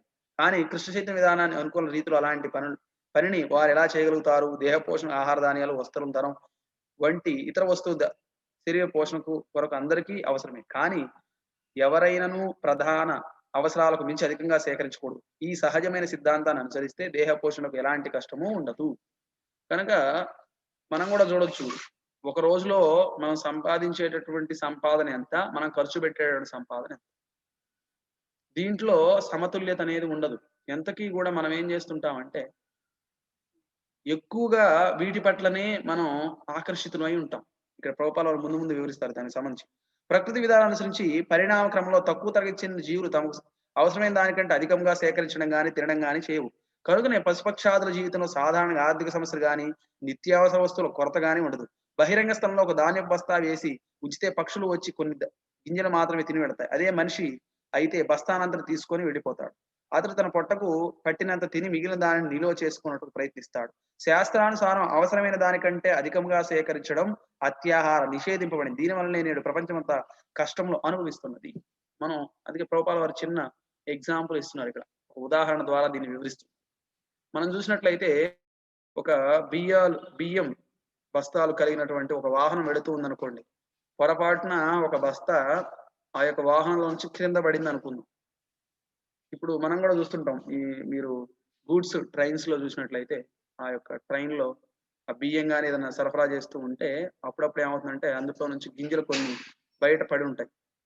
అప్పుడు ఏమవుతుందంటే కాకులు గాని ఇతరమైన పక్షులు చూసినట్లే అయితే అవి ఏం చేస్తాయంటే అవి వచ్చి తింటుంది. ఇతరమైనటువంటి పక్షులను కూడా పిలుస్తుంది. కావు కావు కావు కావు అని పిలుస్తుంది. అవన్నీ వస్తాయి. వచ్చినప్పుడు ఏమవుతుంది? అవి వచ్చి కావలసినంత తింటాయి ఆ రోజుకి. అక్కడి నుంచి వెళ్ళిపోతాయి ఇంక ఆ రోజు. అందుకనే వాడి జీవితంలో నిత్యావసర వస్తువుల కొరత గాని, ఆర్థికమైనటువంటి సమస్యలు గాని లేవు మనకులాగా. కానీ అదే బస్తాని ఒక వ్యక్తి చూశాడనుకోండి. ఒక మానవుడు చూస్తే ఏమవుతుంది? వెంటనే అటు ఇటు గమనిస్తాడు. ఒక ఆటోని లేదా రిక్షాని పిలుస్తాడు. వెంటనే ఆ యొక్క బస్తాని ఎత్తి తన యొక్క వాహనంలో పెట్టుకుంటాడు. ఎవరన్నా అడిగితే ఇంతకు ముందే అండి మా లారీ వెళుతుంది. దాంట్లో మా వాహనంలోంచే పడిపోయిందని చెప్తాడు. అబద్ధం కూడా చెప్తాడు కావాలంటే. ఎందుకని? తనకి దానికి పట్ల ఉన్నటువంటి అనురక్తి. ఇలాగా పక్షుల్లాగా ఆ రోజుకి ఎంత కావాలో అంత స్వీకరించడమే కాకుండా నిల్వ చేసుకుంటూ ఉన్నాడు మానవుడు. దానివల్ల ఏమవుతుంది? ఆర్థిక సమస్యలు వస్తున్నాయి. ప్రపంచం మొత్తం కూడా ఈ రోజు కష్టానికి కారణం ఏమిటి అంటే ఇదే అత్యాహారః. అందుకే శాస్త్రానుసారం ఈ అత్యాహారం నిషేధింపబడింది. అందుకే పూర్వం మన పెద్దలందరూ కూడా చాలా చాలా సింపుల్ లైఫ్ ని గడిపేవాళ్ళు. ఇక్కడ దానికి సంబంధించినటువంటి విషయాన్ని కూడా ప్రభుపాల తర్వాత ప్రస్తావన చేస్తూ ఉన్నారు. మనం గమనించవచ్చు. అవసరమైన దానికంటే అధికంగా సేకరించడం తినడం ప్రయాస లేక అనవసర శ్రమ కలిగిస్తుంది. భగవంతుని ఏర్పాటు వలన ప్రపంచంలోని ఏ భాగంలో వారైనను కొంత భూమి పాలిచ్చే గోవు ఉంటే చాలు ప్రశాంతంగా జీవించవచ్చును. అతడు స్థానికంగా ధాన్యాలను ఉత్పత్తి చేసి గోవుల నుండి పాలను పొందగలించో జీవనోపాధి కొరకు వారు ఒక ప్రదేశం నుండి మరొక ప్రదేశానికి వలస పోనవసరం లేదు. అది అన్ని ఆర్థిక సమస్యలు పరిష్కరింపగలదు. కనుక ఈ యొక్క సరళమైనటువంటి జీవన విధానం గురించి ప్రభుపాల వారు ఇక్కడ వివరిస్తున్నారు. ఏమిటంటే ప్రపంచంలో ఏ ప్రదేశంలో ఉన్నటువంటి వ్యక్తికైనా కూడా ఒక కొంత భూమి, ఒక గోవు, పాలిచ్చే గోవు ఉంటే చాలు ప్రశాంతంగా వాళ్ళు జీవన విధానాన్ని గడపొచ్చు. ఇది వాస్తవంగా సనాతన ధర్మానికి సంబంధించినటువంటి విషయం. కానీ ఈ యొక్క సిద్ధాంతాన్ని మనం ఏం చేసాము అంటే మర్చిపోయాం. మన యొక్క ఇల్లు చూసినప్పటికీ కూడా సింపుల్ గా ఉండదు. చాలా కాంప్లికేట్ గా మనమే తయారు చేసుకుంటాం. ఇంతకు ముందు కూడా మనం ప్రస్తావన చేసుకున్నాం. వాళ్ళు జీవిత లక్ష్యం పెట్టుకుంటారు. నేను ఒక మంచి ఇల్లు కట్టాలి, ఆ ఇల్లు చాలా బాగుండాలి అని చెప్పేసి తను వచ్చేటువంటి జీతంతో ఏదో చిన్న ఇల్లు ఉంటే కొంతమంది చూడొచ్చు. ఆ చిన్న ఇంట్లో ఉంటే ఏదో చిన్న చూపుగా ఉందనే ఉద్దేశంతో ఆ ఇల్లుని పగలగొట్టేసి ఇంకా పెద్ద ఇల్లుని నిర్మించడమే తన యొక్క జీవిత లక్ష్యంగా పెట్టుకుంటాడు. లోన్ తీసుకొని మరి ఆ యొక్క ఇల్లుని కట్టడానికి ఆయన మరి ఎన్నాళ్ళు ఉంటాం ఆ ఇంట్లో అంటే ఏమో భగవంతుడు ఎంతకాలం రాసి పెడితే. అయితే తాను ఇల్లు కట్టడం తప్పు కాదు అక్కడ. ఇక్కడ ప్రభుపాల వారు వివరించే విషయం ఏమిటి అంటే సరళమైనటువంటి జీవన విధానం. మిగిలినటువంటి సమయం అంతా కూడా ఉన్నతమైనటువంటి ఆశయం కోసం ఉపయోగించాలి. జీవితాంతం కూడా మనం ఏం చేస్తామంటే ఆ లోన్ తీసుకోవడం వల్ల మనం దాన్ని కట్టలేక ఇంకొంత సమయం వర్క్ చేయాల్సి వస్తుంది. అంటే 2 ఉద్యోగాలు చేయడం, 3 షిఫ్ట్లు చేయడం ఇలా అన్నమాట. కనుక ఇక్కడ ప్రభుపాల వారు తర్వాత వివరిస్తున్నారు దాన్ని ఎందుకు నిషేధించారంటే అదృష్టవశాత్తు కృష్ణ చైతన్యాన్ని అలవరుచుకున్నట్టుకు భగవంతుడికి తనకు గల సంబంధాన్ని అవగాహన చేసుకున్నట్టుకు పరమలక్ష్య గ్రహించుటకు భగవత్ ప్రేమ కొరకై మానవుడు ఉన్నత జ్ఞానం అందింపబడింది. దురదృష్టవశాత్తు నాగరికుడు పిలువబడుతున్న మానవుడు భగవత్ సాక్షాత్కారం కోసం ప్రయత్నించకుండా జిహ్వను తృప్తి పరచడం కోసం తినడానికి అవసరమైన దానికంటే అధికంగా సంపాదించిన నిమిత్తం తన జ్ఞానాన్ని వినియోగిస్తుంది. భగవంతుని ఏర్పాటు వలన ప్రపంచమంతటా మానవ ధాన్యాలను పాలను ఉత్పత్తి చేయడం కావలసిన అవకాశం కలదు. కానీ ఉన్నత జ్ఞానాన్ని భగవత్ చైతన్యాన్ని అలవరుచుకుంటకు బదులు వివేకవంతులు నమ్మడే వారు అవసరమైన అవాంఛిత వస్తువులను ఉత్పత్తి చేయడానికి తమ జ్ఞానాన్ని దుర్వినియోగపరుస్తున్నారు. దీనికి ప్రతిఫలంగానే కర్మాగారాలు, జంతువధశాలు, వ్యభిచార గృహాలు, మద్యం దుకాణాలు తెరుచుకున్నాయి. అధికంగా వస్తువులను సేకరించవద్దని, అమితంగా తినవద్దని, కృత్రిమ సౌకర్యాలు సమకూర్చుకొని అనవసరంగా పని చేయొద్దని ఎవరికైనా సలహా ఇస్తే, అనాగరిక జీవిత విధానాన్ని అనుసరిస్తున్నట్టు సలహా ఇస్తున్నానని భావిస్తారు. సాధారణంగా మానవుడు సరళ జీవనం, ఉన్నత ఆశయాలను అవలంబించడం ఇష్టపడరు. ఇది వారి దురదృష్టకరమైన పరిస్థితి. కనుక దీనికి సంబంధించి ఎవరికైనా చెప్పామనుకోండి ఈ విషయాలన్నిటిని గూడా, ఏవండీ మీరు అనవసరంగా తినొద్దండి. అవసరమైన దానికన్నా ఎక్కువ కూడబెట్టొద్దండి. మీరు ఎప్పుడు గూడా భగవంతుడికి సేవ జేసుకోండి. ఇలాగ మనం ఎవరికైనా సలహా ఇచ్చామనుకోండి. మీరు ఇంకా ఏ ఇయర్‌లో ఉన్నారండి? 1960లో ఉన్నారా? లేదా 1860లో ఉన్నారా? అని జెప్పేసి మనకి వాళ్ళేం జేస్తారు సలహాలు ఇస్తుంటారు. ఒక ట్రెండ్ మారింది. ఇది కల్చర్ అని జెప్తారిప్పుడు. వాస్తవంగా కల్చర్ అంటే ఏంటో తెలుసా? ఆ కల్చర్ ఎలా ఉండాలి అంటే, ఈ జీవిత ఈ జీవిత అనంతరం కూడా మనం ఉన్నతంగా జీవించేటటువంటి స్థితికి ఆ కల్చర్ మనల్ని నడిపించాలి. లేకపోతే ఆ కల్చర్ అనే పదానికి అర్థం లేదు. మనం గూడా చూస్తున్నాం. ఈ యొక్క భౌతిక జగత్తులో ఉన్నప్పుడు తన తండ్రిని, తన తల్లిని మనం చూడొచ్చు. ఈ మధ్య ఆహ్, చాలామంది happy father's day, mother's day అని జెప్పేసి వాళ్ళు తమ తల్లిదండ్రుల్ని లేదా పిల్లలైతే వాళ్ళ పుట్టినరోజప్పుడు తల్లిదండ్రులు ఇలాగా వాళ్ళ వాళ్ళని ఆనందపరచడం కోసం రకరకాలైనటువంటి గిఫ్ట్‌లు ఇవ్వడం. లేదా రకరకాల సర్ప్రైజ్ పార్టీస్‌ని అరేంజ్ చేయడం మనం చూస్తూ ఉంటాం. బట్ వాళ్ళు వాళ్ళని అడిగామనుకోండి ఎందుకు మీరిది చేశారు? మనం గూడా చూడొచ్చు కొంతమంది పుట్టినరోజు పండగనే కొన్ని కోట్ల రూపాయలతో చేసేవాళ్ళున్నారు. మనం చూడొచ్చు కదా! ఎందుకు నువ్వు ఈ ఫెస్టివల్ లేదా ఈ యొక్క కార్యక్రమాన్ని ఇంత గొప్పగా చేశావు అని మనం ప్రశ్న చేసామనుకోండి. మీరు గూడా ప్రశ్న చేయండి వాళ్ళని. నేను చెప్పింది వినడం గాదు. మీరు గూడా ప్రశ్న చేయండి. మీ అందరికి గూడా తెలుసు. వాళ్ళేం జెప్తారంటే, నా కొడుకు యొక్క ముఖంలో ఆనందాన్ని చూడాలి. వాడు ఆనందంగా ఉండడమే నేను కోరుకునేది. లేదా మా తండ్రి గారి యొక్క ఆనందం నేను చూడాలి. లేదా మా తల్లి గారి యొక్క ముఖంలో నేను ఆనందాన్ని చూడాలి. చిరునవ్వుని చూడాలి. ఇలానే చెప్తారు ఎవరైనా కూడా. వాస్తవంగా చాలా మంది చెప్పేటువంటి ఆన్సర్ ఇదే. బట్ ఎంతకాలం ఆనందం చెప్పండి? మనకి శాస్త్రం ఏం చెప్తుందండి?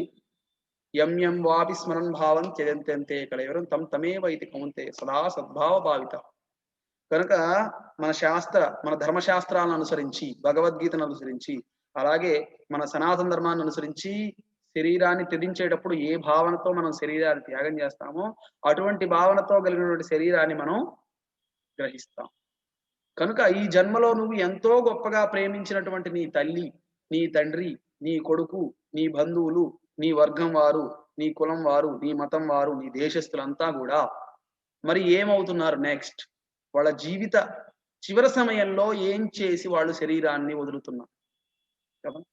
మనం వాళ్ళకి సర్ప్రైజ్ ఇవ్వడం కోసం అదే పనిగా ఈ టీ తాగుతారు. అటువంటి కప్స్ పైన వాళ్ళు నవ్వుతున్నటువంటి స్టిక్కరింగ్ చేయించడం. ఇలా రకరకాలుగా మీరు చూడొచ్చు. కల్చర్ కదా! ఈ రోజున మనం చూస్తే కల్చర్. ఇలాగ రకరకాల రూపాల్లో మనం కూడా చూడొచ్చు. ఈ భార్యాభర్తలు ఇద్దరు గూడా ఈ జన్మలోనే వాళ్ళు భార్యాభర్తలు. మరుసటి జన్మలో ఏం వాళ్ళు భార్యాభర్తలుగా పుడతారు అని నమ్మకం లేదు మనకి. అర్థమైంది కదా! వాళ్ళిద్దరి యొక్క ఆల్బమ్ చూడండి మీరు. ఎస్పెషల్లీ ఈ రోజుల్లో. పూర్వం అయితే లేదనుకోండి. ఆల్బమ్‌లో చూస్తే వాళ్ళిద్దరి యొక్క ఆల్బమ్‌ని కొన్ని లక్షల రూపాయలు వెచ్చించి మరి అదే పనిగా అదొక సినిమా షూటింగ్ లాగా చేస్తారు. మనం చూడొచ్చు. మరి ఎంతకాలం చెప్పండి ఆ ఆనందం?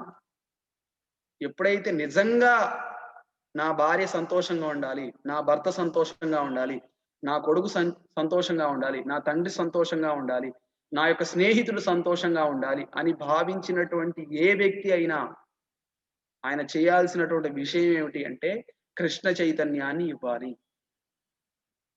కనుక మనం ఆ యొక్క సర్ప్రైజ్ పార్టీని అరేంజ్ చేయడం కోసమో, లేదా ఆ గిఫ్ట్ ఇవ్వడం కోసం ఎంతో కష్టపడతాం.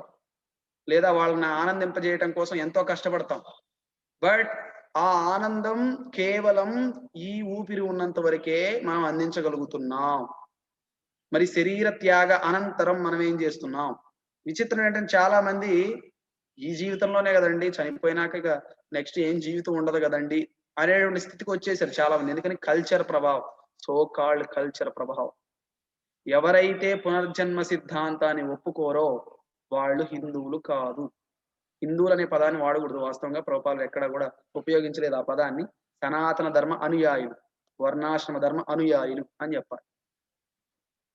సనాతన ధర్మం దీనికి ఇచ్చినటువంటి పేరు, లేదా వర్ణాశ్రమ ధర్మం దీనికి ఇచ్చిన పేరు. హిందువు ధర్మం కాదు, హిందూ మతం కాదు. కనుక మరి మనం ఎందుకని మన యొక్క సిద్ధాంతాన్ని మనం అంగీకరించట్లేదు అంటే శాస్త్ర జ్ఞానం లేదు. క్లియర్ గా భగవద్గీతలో ఉంది, ఎంఎం భావి సునుభావం ఏంటంటే కలవరం తమ తమేవైతే ఉంటే సదా సద్భావ భావిత అని భగవద్గీతలో క్లియర్ గా ఉంది 8వ అధ్యాయంలో. మరి ఎందుకు దీన్ని పట్టించుకోవట్లేదు? మన భగవద్గీతలోనే కదా ఉంది, కృష్ణుడే కదా చెప్పింది దేవాదేవుడు. ఎవరు వచ్చారండి నెక్స్ట్ జన్మ గురించి చెప్తారు మీరు అంట. ఎక్కువ శాతం పిల్లలకు చెప్పండి ఈ విషయాన్ని, నమ్మరు ఎవరు కూడా. మరి ఈ జన్మలో అంతగా ప్రేమించావు నీ తల్లిని, తండ్రిని, నీ కొడుకుని, నీ బంధువులందరినీ, మరి వచ్చే జన్మలో వాళ్ళ పరిస్థితి ఏమిటి? ఎంతో గొప్పగా దేవాలయం కన్నా కూడా గొప్పగా నిర్మించుకుంటున్నారు ఈ రోజుల్లో. మనం చూడొచ్చు, శ్రీరంగం లాంటి దేవాలయాలు ఇప్పుడు నిర్మిస్తున్నారండి ఎక్కడన్నా? లేదా ఒక రామేశ్వరం లాంటి, జగన్నాథపురి క్షేత్రం లాంటి దేవాలయాలు నిర్మించుకుంటున్నారు ఎక్కడన్నా భగవంతుడికి? అంత భారీ కట్టడాలను కడుతున్నారా భగవంతుడి కోసం? లేదు, చాలా తక్కువ. భగవంతుడికి ఎన్ని రకాలుగా సేవలు ఉంటాయి అంటే అన్ని రకాలుగా సేవలు ఉంటాయి. మనం చూడొచ్చు తిరుమల తిరుపతి దేవస్థానంలో మనం చూస్తే మలయప్ప స్వామికి నిత్యోత్సవ, వారోత్సవ, పక్షోత్సవ, మాసోత్సవ, అయనోత్సవ, సంవత్సరోత్సవాలు, ఇలాగ రకరకాల ఉత్సవాలతో ప్రతినిత్యం కూడా ఆయన ఆర్జిత సేవలను అందుకుంటూ ఉంటారు భగవంతుడు. కానీ మనం ఏమైపోయామంటే ఈ సోకాల్డ్ కల్చర్ వల్ల భగవంతుడి కన్నా గొప్పగా మన యొక్క కార్యక్రమాలు నిర్వహించుకోవడం మనం, లేదా భగవంతుడి కన్నా గొప్పగా మనం రకరకాలైనటువంటి ఇంద్రియ భోగానికి సంబంధించినటువంటి వస్తువులన్నింటినీ గ్యాదర్ చేసుకోవడం, పెద్ద పెద్ద ఇళ్ళు నిర్మించుకోవడం, ఇటువంటివన్నీ చేస్తాం. ఇక్కడ అవన్నీ చేసుకోవచ్చు, బట్ శ్రీకృష్ణ భగవానుడి యొక్క సంతృప్తి పరిచే మార్గం నుంచి పతనం చెందకూడదు. ఏమండి మీరు చెప్తున్నారు, పెద్ద పెద్ద ఇల్లు కట్టుకోవద్దా, ఏసీలు పెట్టుకోవద్దా, ఫ్యాన్లు పెట్టుకోవద్దా, మీరు ఏం మాట్లాడుతున్నారు అని అనొచ్చు. అవన్నీ చేయొచ్చు, బట్ కృష్ణుడు మధ్యలో ఉండాలి, సెంటర్ ఆఫ్ అట్రాక్షన్ గా ఉండాలి. అందుకే ప్రభుపాద చెప్తారు, add Krishna to your life.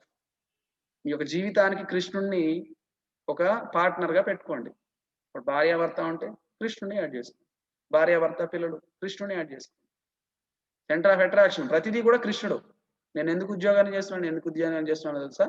నేను ఉద్యోగం చేసి ఆ ధనాన్ని తీసుకొచ్చి సరుకులు తీసుకొచ్చి నైవేద్యాన్ని వండి మా భార్య నేను కలిసి ఆ నైవేద్యాన్ని కృష్ణుడికి సమర్పించి మేమంతా కూడా స్వీకరిస్తాం. కనుక ఇప్పుడు ఉద్యోగం అంతా కూడా శ్రీకృష్ణ భగవానుడి యొక్క సేవకు సంబంధించిందిగా మారిపోయింది. కృష్ణ చైతన్య సహిత కర్మ లేని పక్షంలో ఏమవుతుంది? నేను నా భార్యకి మంచి ఇల్లు కొనిపెట్టాలి, లేదా పట్టు చీర కొనిపెట్టాలి, లేదా ఒక నెక్లెస్ కొనిపెట్టాలి అనేటువంటి మోటివేషన్తో మనం కానీ ఉద్యోగాన్ని చేసినట్లయితే, లేదా వ్యాపారాన్ని చేసినట్లయితే అది మనల్ని బంధింపజేస్తుంది. భగవద్గీత క్లియర్ గా చెప్తుంది మనకి. కనుక ప్రభుపాల వారు అందుకనే క్లియర్ గా చెప్తున్నారు ఇక్కడ, ఈ అత్యాహారం అంటే ఏమిటి?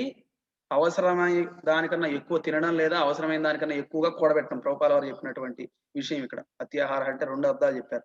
ఇక్కడ శ్రీల భక్తి సిద్ధాంత సరస్వతి గోస్వామి మహారాజ్ ప్రభుపాల వారు అత్యాహార అంటే ఈ అతిగా తినడం లేదా అతిగా కూడబెట్టడమే కాకుండా ఆయన ఇంకొక అర్థాన్ని కూడా చెప్పారు. ఏమిటంటే అనవసరమైనటువంటి జ్ఞానాన్ని తెలుసుకోవడం కూడా అత్యాహారహే అవుతుంది. అది ఉపయోగం ఉండదు దానివల్ల, ఆ జ్ఞానం వల్ల. అత్యాహారం కొంతమంది అదే పనిగా రకరకాల విషయాల గురించి తెలుసుకుంటూ ఆ విషయాన్ని చెప్పడానికి ప్రయత్నం చేస్తూ ఉంటారు. అది కూడా అత్యాహారే అవుతుంది. రకరకాల పుస్తకాలు అవి తెలియకపోయినా కూడా గూగుల్లో సెర్చ్ చేయడం, లేదా వేరే వాళ్ళని కలుసుకోవడం, వినడం, అవన్నీ చేస్తుంది కదా. అని భాగవతం ఏం చెప్తే, శ్రమ ఏవహి కేవలం, నువ్వు చేసేటటువంటి పని శ్రీకృష్ణ భగవాని సంతృప్తి కలిగించకుండా ఉండేటువంటి పని, శ్రీకృష్ణ భగవానుడు ఆనందింప చేయలేనటువంటి పని శ్రమ ఏవహి కేవలం. నిన్ను భగవద్ధామం చేర్చేటటువంటి జ్ఞానమే నిజమైనటువంటి జ్ఞానం. అటువంటి జ్ఞానం కాకుండా ఇతరమైనటువంటి జ్ఞానాన్ని నువ్వు తెలుసుకోవడం వల్ల అది అత్యాహారం అవుతుంది, అది శ్రమ మాత్రమే అవుతుంది, ఉపయోగం లేదు. లైక్ మనకి ఆచార్యులు వివరిస్తూ ఉంటారు, ఒక కర్ర తీసుకొని మనం నేలకేసి కొడుతూ ఉన్నాం, ఏదో పని పొద్దుపోకుండా, దానివల్ల ఏమన్నా ప్రతిఫలం ఉంటుందా? ఉంటుంది. ఏంటి ఆ ప్రతిఫలం తెలుసా? చెయ్యి నొప్పి వస్తుంది అంతే. అలాగే మనం చేసిన కార్యక్రమాల వల్ల కూడా ఏమవుతుంది? ఉపయోగం ఉండదు. ఆ ఉపయోగం ఉండకపోవడమే ప్రతిఫలం, అంతే సింపుల్ గా. పెయిన్, ఇంకా చెప్పాలంటే మనకు అప్పుడేం తెలియదు, తర్వాత తెలుస్తుంది ఆ పెయిన్. ఎందుకని? దాని పర్యవసానాన్ని భగవంతుడు మనకే చూపిస్తాడు, మన కళ్ళ ముందే చూపిస్తాడు శ్రీకృష్ణ భగవానుడు. కనుక ఇక్కడ సరళమైనటువంటి జీవితం, ఉన్నతమైనటువంటి ఆశయం అనేటువంటి దాన్ని మరిచిపోయారు సో కాల్డ్ కల్చర్ వల్ల. కనుక ప్రభుపాల వారు ఏం చేస్తున్నారంటే దాన్ని తిరిగి మనకి రివీల్ చేస్తున్నారు, దాన్ని తిరిగి మనకి ఉపదేశిస్తున్నారు ప్రపంచంలో. మానవ జీవితం భగవత్ సాక్షాత్కారం కోసం ఉద్దేశింపబడింది. ఈ ప్రయోజనం కొరకే భగవంతుడు మానవునికి ఉన్నత జ్ఞానాన్ని ప్రసాదించాడు. ఉన్నత జ్ఞానం ఉన్నతమైన స్థితిని పొందడానికి ఉద్దేశించబడింది. విశ్వసించే వారు వైదిక సాహిత్యం బోధనలు అనుసరించారు.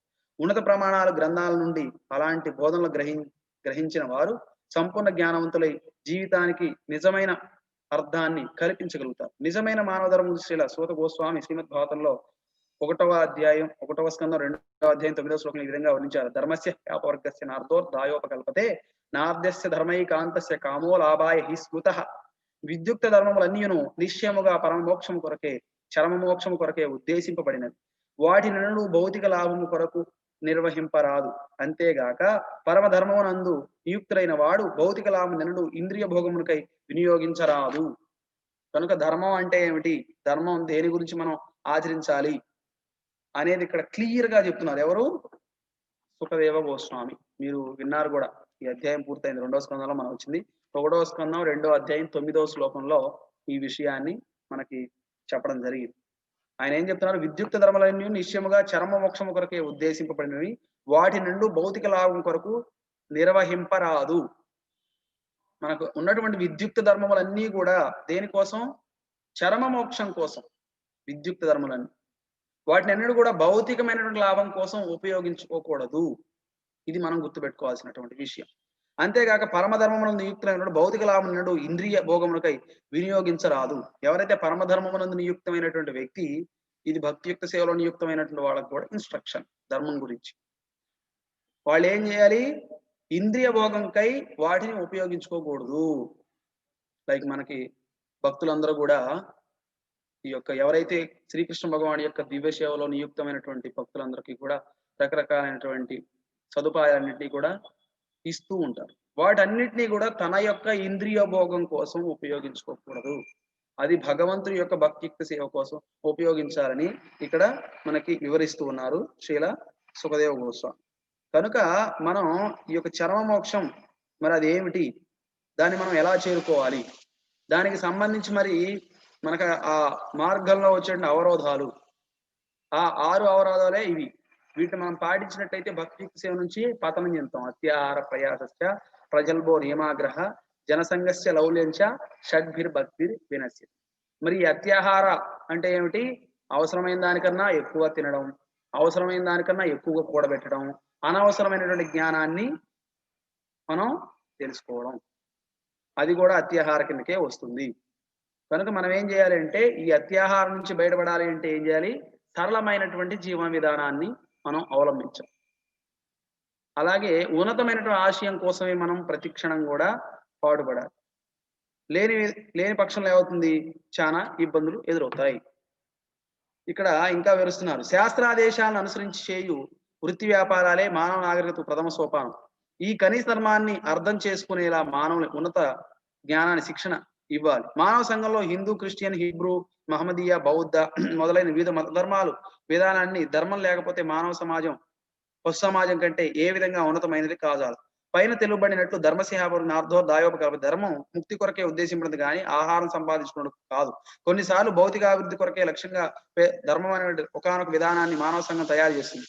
కానీ అది నిజమైన ధర్మం ఎంత దూరంలో ఉంటుంది, ఉద్దేశానికి ఎంతో దూరంలో ఉంటుంది. భగవంతుని నియమాలను అవగాహన చేసుకోవటమే ధర్మం. ఈ నియమాలు సరిగ్గా పాటిస్తే మానవుడు చివరికి భౌతిక బంధాల నుండి ముక్తి అవుతాడు. ధర్మం యొక్క నిజమైన లక్ష్యం అదే. కనుక మనం చూడొచ్చు, హిందూ మతం, క్రిస్టియన్ మతం, హిబ్రూ మతం, సిక్ మతం, జైన్ మతం, ఇక్కడ రకరకాలైన మతాలు ఉన్నాయి. ఇక్కడ ధర్మం యొక్క లక్ష్యం ఏమిటి అంటే, లేదా మతం యొక్క లక్ష్యం ఏమిటంటే భగవంతుడి యొక్క ఇంద్రియాలని లేదా భగవంతుడి యొక్క నియమాలని మనం తెలుసుకోవటం, వాటిని ఆచరించడం, ఆయన్ని సంతృప్తి పరచడమే తప్ప భౌతికమైనటువంటి పురోభివృద్ధి దానివల్ల ఉపయోగం లేదు కదా. కనుక ధర్మం లేదా మతం మాకు ఏం నేర్పాలంటే భగవంతుడి పట్ల ప్రేమ వచ్చే విధంగా ఉండాలి. అదే నిజమైనటువంటి ధర్మం. లేని పక్షంలో అసలు ఆ ధర్మం అనే దానికి అర్థం ఉండదు. అలాగే ఈ నియమాలు సరిగ్గా పాటిస్తే మానవుడు చివరికి భౌతిక బంధాల నుండి విముక్తుడవుతాడు. కనుక ఆ ధర్మం మనకేం నేర్పాలంటే భౌతిక బంధాల నుంచి మనం విడివడే విధంగా మనకి శిక్షణ ఇవ్వాలి. అది నిజమైనటువంటి ధర్మం. లేని పక్షంలో ఆ ధర్మం ఎటువంటి ఉపయోగం లేదు మనకి. కనుక ధర్మం యొక్క నిజమైన లక్ష్యం అదే. ధర్మం యొక్క నిజమైన లక్ష్యం ఏమిటి అంటే భగవంతుడి యొక్క భక్తియుక్త సేవలో తిరిగి మనం నెలకొనగలగడం. భగవంతుడిని ప్రేమించే స్థితికి మనం ఉద్ధరింపబడడం ధర్మం యొక్క లక్ష్యం. మానవులు అత్యాహార పట్ల లేక భౌతిక సంపదల పట్ల అధికమైన ఆకాంక్ష వలన ధర్మం అనే దారిని అంగీకరిస్తారు. నిజమైన ధర్మం కృష్ణ చైతన్యాన్ని అలవరుచుకుంటూ జీవితాన్ని అత్యవసరమైనటువంటి వస్తువుల్లోనే సంతృప్తి చెందాలని బోధిస్తుంది. ఆర్థిక అభివృద్ధి మనకు అవసరమే అయినా నిజమైన ధర్మం మన భౌతిక జీవితాన్ని కనీస అవసరాలైన వస్తువులను సమకూర్చుకునే వరకే దానికి అనువసిస్తుంది. జీవిత తత్వ విజ్ఞాన పరమసత్యం గురించి తెలుసుకున్నట్టే జీవితంకు గల నిజమైన లక్ష్యము. ఆ పరమసత్యాన్ని తెలుసుకున్నట్టుకు మనం ప్రయత్నించకపోతే కృత్రిమ అవసరాలను తృప్తిపరిచే ప్రయత్నాలనే ప్రయాస మనం కొనసాగిస్తాం. ఆధ్యాత్మిక అభిలాష గలవాడు భౌతిక యత్నాలను విడిచిపెట్టాలి. కనుక ఈ ప్రయాస మనం చూసినట్లయితే ఇక్కడ వివరిస్తున్నారు ప్రభుపాల వారు. ఆర్థికాభివృద్ధి మనకు అవసరమే అయినా నిజమైన ధర్మం మన భౌతిక జీవితానికి కనీస అవసరాల వస్తువులు సమకూర్చేంత వరకే దాన్ని అనుమతిస్తుంది. పరమసత్యం గురించి తెలుసుకున్నటే జీవితం గల నిజమైన లక్ష్యం. ఆ పరమసత్యాన్ని తెలుసుకున్నకు మనం యత్నించకపోతే కృత్రిమ అవసరాల తృప్తి పరిచే ప్రయత్నాలనే ప్రయాస అంటారు. ఇక్కడ ప్రయాస అంటే ఏమిటంటే అవసరమైన దానికన్నా ఎక్కువగా ఇక్కడ క్లియర్ గా వివరిస్తున్నారు చూడండి. అధికముగా శ్రమించుట. మనం చూసినట్లయితే రోజుకి మనకు కూడా తెలుసు 8 గంటలు 8 గంటలు 8 గంటలు. ఈ 8 గంటల్ని మన శరీరానికి, ఒక 8 గంటల్ని మన యొక్క ఉద్యోగానికి, వ్యాపారానికి లేదా చదువుకోవడానికి పిల్లలైతే ఇంకొక 8 గంటలని భగవంతుడి యొక్క భక్తి సేవలో ఉపయోగించాం. కానీ మనం ఏం చేస్తాము అంటే ఈ ప్రయాసకు లోనవడం వలన భగవంతుడికి 0 పెట్టేస్తాం. పెట్టేసి ఆ 8 గంటల్ని ఉద్యోగానికి, చదువుకి, వ్యాపారానికి కానీ లేదా మన యొక్క దేహానికి కానీ ఉపయోగిస్తాం. ఇదే ప్రయాస. కనుక మనం ప్రయాసకి గురయ్యాము అని మనం ఎలా గ్రహించాలి అంటే భక్తులైతే నేను నా యొక్క రోజువారీ భక్తియుక్త సేవకు సంబంధించినటువంటి అంటే ఉదయాన్నే నిద్ర లేవడం, మంగళహారతికి అటెండ్ అవ్వడం, 16 మాల జపం పూర్తి చేయడం, భగవద్గీత భాగవతం చదవడం, ఇటువంటి కార్యక్రమాలన్నీ పూర్తయిన తర్వాత మనం మన యొక్క రోజువారీ కార్యక్రమాలు లేదా ఈ దేహ పోషణకు సంబంధించినటువంటి వృత్తిని లేదా వ్యాపారాన్ని, ఉద్యోగాన్ని, చదువుని ప్రారంభం చేయాలి. మనం ఏం చేస్తాము? చేద్దాం రాత్రిపూట అంటే పడకంతా సిద్ధం చేసుకున్న తర్వాత ఇక పడుకున్న పోయే ముందు మనం అప్పుడు జపం చేసి పడుకుందాంలే అని చెప్పేసి లాస్ట్ ప్రిఫరెన్స్. అదేమవుతుంది? ప్రయాసకు గురైనట్లు మనం గురైనట్లుగా భక్తులు ఎలా గ్రహించాలి అంటే ఇదే దానికి నిదర్శనం. చేద్దాం తర్వాత చేద్దాం అని చెప్పేసి ఏం చేస్తాం? ఫస్ట్ ప్రిఫరెన్స్ దీనికి ఇస్తాం. మన యొక్క దేహానికి లేదా ఉద్యోగానికి, వ్యాపారానికి, చదువుకి ఇస్తాం తప్ప భగవంతుడి యొక్క భక్తి సేవకి ఇవ్వట్లేదు. అందుకనే ఉదయాన్నే మనం 3:30 నిద్ర లేచి 4:30 మంగళహారతి చేసి తర్వాత 16 మాల జపాన్ని పూర్తి చేసుకోవాలి ఇస్కాన్ సిస్టమ్ ప్రకారంగా. అలా మన యొక్క రోజును ప్రారంభం చేయాలి కదా. చాలా మంది ఏమనుకుంటారు, ఈ రోజు లేచి ఎవరి ముఖం చూశానో నాకు ఇలా జరిగింది అని అనుకుంటారు. అందుకని ఇస్కాన్లో ఎవరో కూడా ఈ మాట అనరు. ఎందుకని? ఉదయాన్నే వాళ్ళు లెగిచి చూసేది ఎవరి ముఖం? భక్తుల ముఖం, భగవంతుడి ముఖం. దాంట్లో ఎటువంటి సందేహం లేదు. అందుకని మంగళహారతికి అటెండ్ అవుతారు కనుక. కాబట్టి ఇక భగవంతుని దర్శనం చేసుకున్న తర్వాత ఆ రోజు ఎలా ఉంటుందండి? నా భూతో నా భవిష్యత్. ఇక ప్రతిరోజు ఒక ఉత్సవం లాగే ఉంటుంది. మనకి ఎటువంటి ఇబ్బంది ఉండదు. ఎందుకని? మంగళహారతి మంగళప్రదమైనటువంటి దినం. ఇంకా ప్రతిరోజు అంతే. ఇక 365 రోజులు కూడా ఇస్కాన్ సిస్టంలో తెల్లవారుజామునే నిద్రలేస్తారు. చాలా మంది పాపం ఏదో 1 నెల 2 నెలల ఇలా పెట్టుకొని ఉంటారు ఆధ్యాత్మిక జీవితం అంటే. కార్తీక మాసం, దామోదర మాసం, మాఘమాసం ఇలా అనుకుంటారు. నో. కానీ ఈ యొక్క ఇస్కాన్ సిస్టంలో ప్రతిరోజు కూడా ధనుర్మాసమే. 365 రోజులు కూడా తెల్లవారుజామున నిద్రలేసి భగవంతుడి యొక్క భక్తి సేవలో మంగళహారతి, ఈ యొక్క 16 మాల జపం చేయడం, ఇటువంటి కార్యక్రమాన్ని చేస్తుంటారు. ప్రపంచవ్యాప్తంగా ఈ సిస్టాన్ని ప్రభుపాల వారు మనకి ఇచ్చారు. కనుక ఈ సిస్టానికి ప్రిఫరెన్స్ ఇవ్వకుండా మనం ఈ యొక్క సమయాన్ని మన యొక్క ఉద్యోగానికో, వ్యాపారానికో, చదువుకో ఉపయోగించామంటే మనం ప్రయాసకు లోనైనట్లే. మరి దాని నుంచి బయటపడాలంటే ఏం చేయాలి? మనం మన యొక్క రోజువారీ భక్తియుక్త సేవకి ఎంతైతే సమయాన్ని కేటాయించామో ఆ సమయాన్ని ఎట్టి పరిస్థితుల్లో కూడా తగ్గించకుండా 16 మాల జపం చేసుకోవాలి. భగవద్గీత భాగవతాన్ని అధ్యయనం చేయాలి. శ్రవణం చేయాలి. ఇలాగ మనం కొనసాగించినట్లయితే ప్రయాసకి లోను కాకుండా ఉంటాం. తర్వాత చూసినట్టు ప్రజల్ప అనవసరంగా మాట్లాడడం అనేది మరో అవరోధం. ఇక్కడ ప్రజల్ప కింద మనం చూసుకున్నట్లయితే ఈ యొక్క భగవంతుడికి సంబంధించి కాకుండా ఇతరమైనటువంటి విషయాల గురించి మాట్లాడడం. భగవంతుడికి సంబంధించే మనం మాట్లాడాలి. లేని పక్షంలో ఏమవుతుందంటే మనం ఇబ్బందులు కొని తెచ్చుకుంటాం మనకు మనమే. ఇవన్నీ మనం అనుకుంటాం మాటల రూపంలోనే కాదు. ప్రభుపాల వారు ఇక్కడ వివరిస్తున్నారు చూడండి. మనం కొంత స్నేహితులు కలుసుకోగానే వెంటనే కప్పల్లాగా బెకబెకలాడుతూ అనవసరమైన మాటలు మాట్లాడని ఆరంభిస్తాం. మనం మాట్లాడవలసి వస్తే కృష్ణ చైతన్యం గురించి మాట్లాడాలి. కృష్ణ చైతన్యం లేని వారి అర్థం లేని ఎన్నో ఇతర కార్యాలను ఆచరించడంలోనూ ఆసక్తిని కనబరచడంలో ఈ విధంగా మానవులు తమ అమూల్యమైన కాలాన్ని శక్తిని వృధా చేసుకుంటారు. పాశ్చాత్య దేశంలో ఉద్యోగం నుండి విరమణ పొందిన వృద్ధులు పేకాట ఆడడం, చేపలు పట్టడం, టెలివిజన్లు చూడడం, వ్యర్థమైన సాంఘిక రాజకీయ పథకాల గురించి చర్చించడం చేస్తుంటారు. ఇవన్నీ మరియు ఇంకా ఇతర వృధా పనులన్నీ కూడా ప్రజల్పకోకే చెందుతాయి. ప్రభుపాల వారు సుమారుగా 50 సంవత్సరాల క్రితం ఇది రచించింది కనుక ఆయన అప్పట్లో పాశ్చాత్య దేశాల్లో ఇవన్నీ చేశారని చెప్తున్నారు. దురదృష్టం ఏమిటంటే ప్రస్తుతం భారతదేశంలో ఉన్న వాళ్ళు కూడా ఇవే పనులు చేస్తున్నారు. పదవీ విరమణ అయిపోయినాక ఏం చేస్తుంటారు అందరూ కూడా చాలా మంది ఎక్కువ మంది చేసే పనులు ఏమిటంటే న్యూస్ పేపర్లో చదవడం, పేకాట ఆడడం, చేపలు పట్టడం, టెలివిజన్లు చూడటం, వ్యర్థమైన సాంఘిక రాజకీయ పథకాల గురించి చర్చించుకోవడం ఇవన్నీ చేస్తుంటారు. వ్యర్థం అది. కనుక మరి దాన్ని సక్రమ మార్గంలో తీసుకురావాలంటే ఏం చేయాలి? శ్రీకృష్ణ భగవానుడి యొక్క భక్తియుక్త సేవలో నియుక్తం కావాలి. భగవద్గీత భాగవతాన్ని చదవాలి, అధ్యయనం చేయాలి. అలాగే భగవద్గీత భాగవతాన్ని శ్రవణం చేయాలి.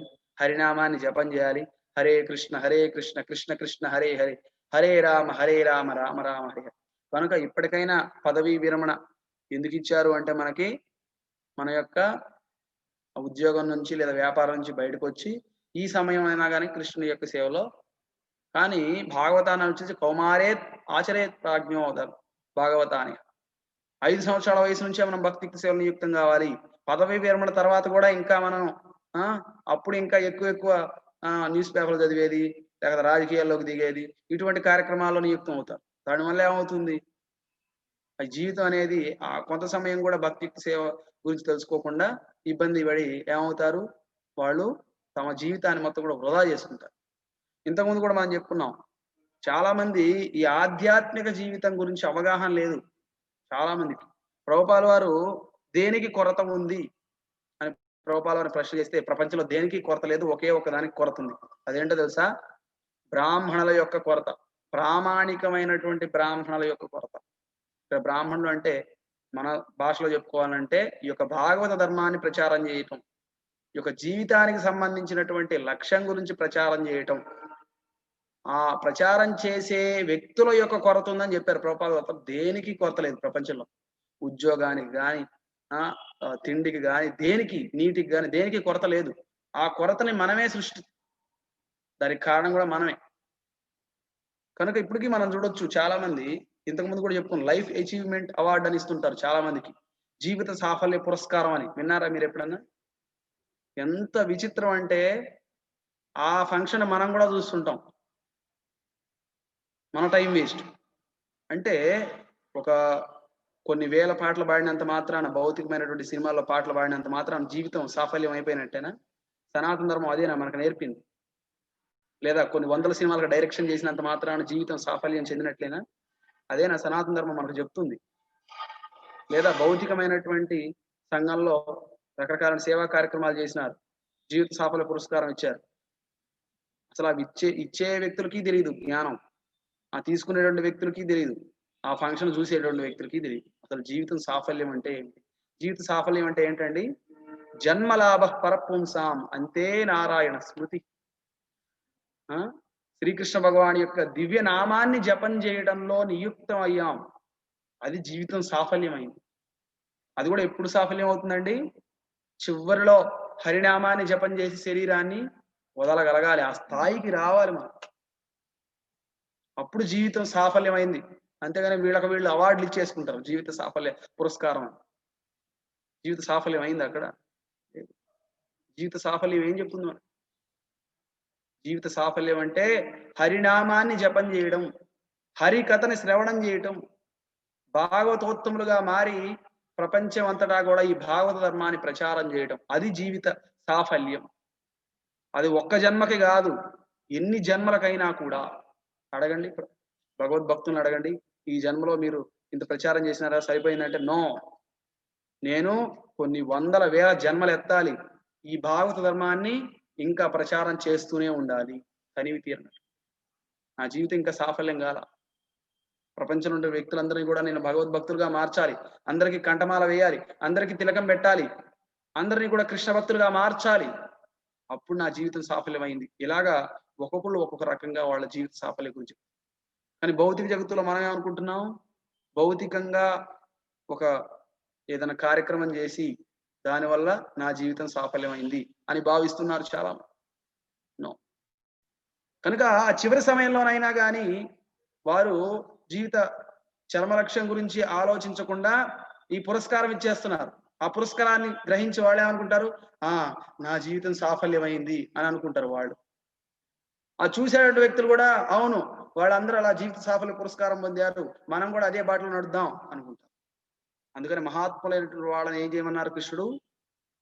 మహాత్ములు ఏదైతే వాళ్ళు ఆచరిస్తారో అదే సామాన్య ప్రజానికం కూడా అనుసరిస్తారు. కనుక మహాత్ములైనటువంటి వాళ్ళు లేదా రాజకీయ నాయకులు కానీ లేదా గొప్ప సెలబ్రిటీస్ వాళ్ళందరూ కూడా భగవంతుడి యొక్క భక్తియుక్త సేవలో నియుక్తం అయితే సామాన్య ప్రజానికం కూడా అదే చేస్తారు. కనుక వాళ్ళందరూ చాలా జాగ్రత్తగా ప్రవర్తించాలి. రాజు కానీ లేదా గొప్ప గొప్ప వ్యక్తులు కానీ వీళ్ళందరూ సెలబ్రిటీలు కానీ వీళ్ళంతా. కానీ విచిత్రం ఏంటంటే వాళ్ళే తప్పుదావలో జనాల్ని నడిపిస్తున్నారు, తప్పుదావ పట్టిస్తున్నారు. ఎందుకని? శాస్త్ర జ్ఞానం లేదు. కనుక ఈ శాస్త్ర జ్ఞానాన్ని మనం ఇస్కాన్లో ప్రభుపాల వారు ఇచ్చేటటువంటి వ్యక్తుల కొరత ఉంది తప్ప ఇక దేనికి కొరత లేదు అని చెప్పేశారు. ప్రభుపాల వారు ఎప్పుడో చెప్పేశారు ఈ మాట. మనం కేవలం ఏదో ఈ నామమాత్రమైనటువంటి బ్రాహ్మణులు కాదు, ప్రభుపాల వారు చెప్పింది భాగవత ధర్మాన్ని ప్రచారం చేయాలి మనం కదా. అసలు ఆ యొక్క శృతి మంత్రాల యొక్క అర్థమే అది. శృతి మంత్రాల యొక్క చరమ లక్ష్యం ఏంటండి? వాసుదేవ పరావేద, శ్రీకృష్ణ భగవాన్ని సంతృప్తి పరచడమే యొక్క వేదాల లక్ష్యం. కనుక ఆ విషయాలు నేర్పించేటటువంటి వాళ్ళు కొరతగా ఉన్నారు.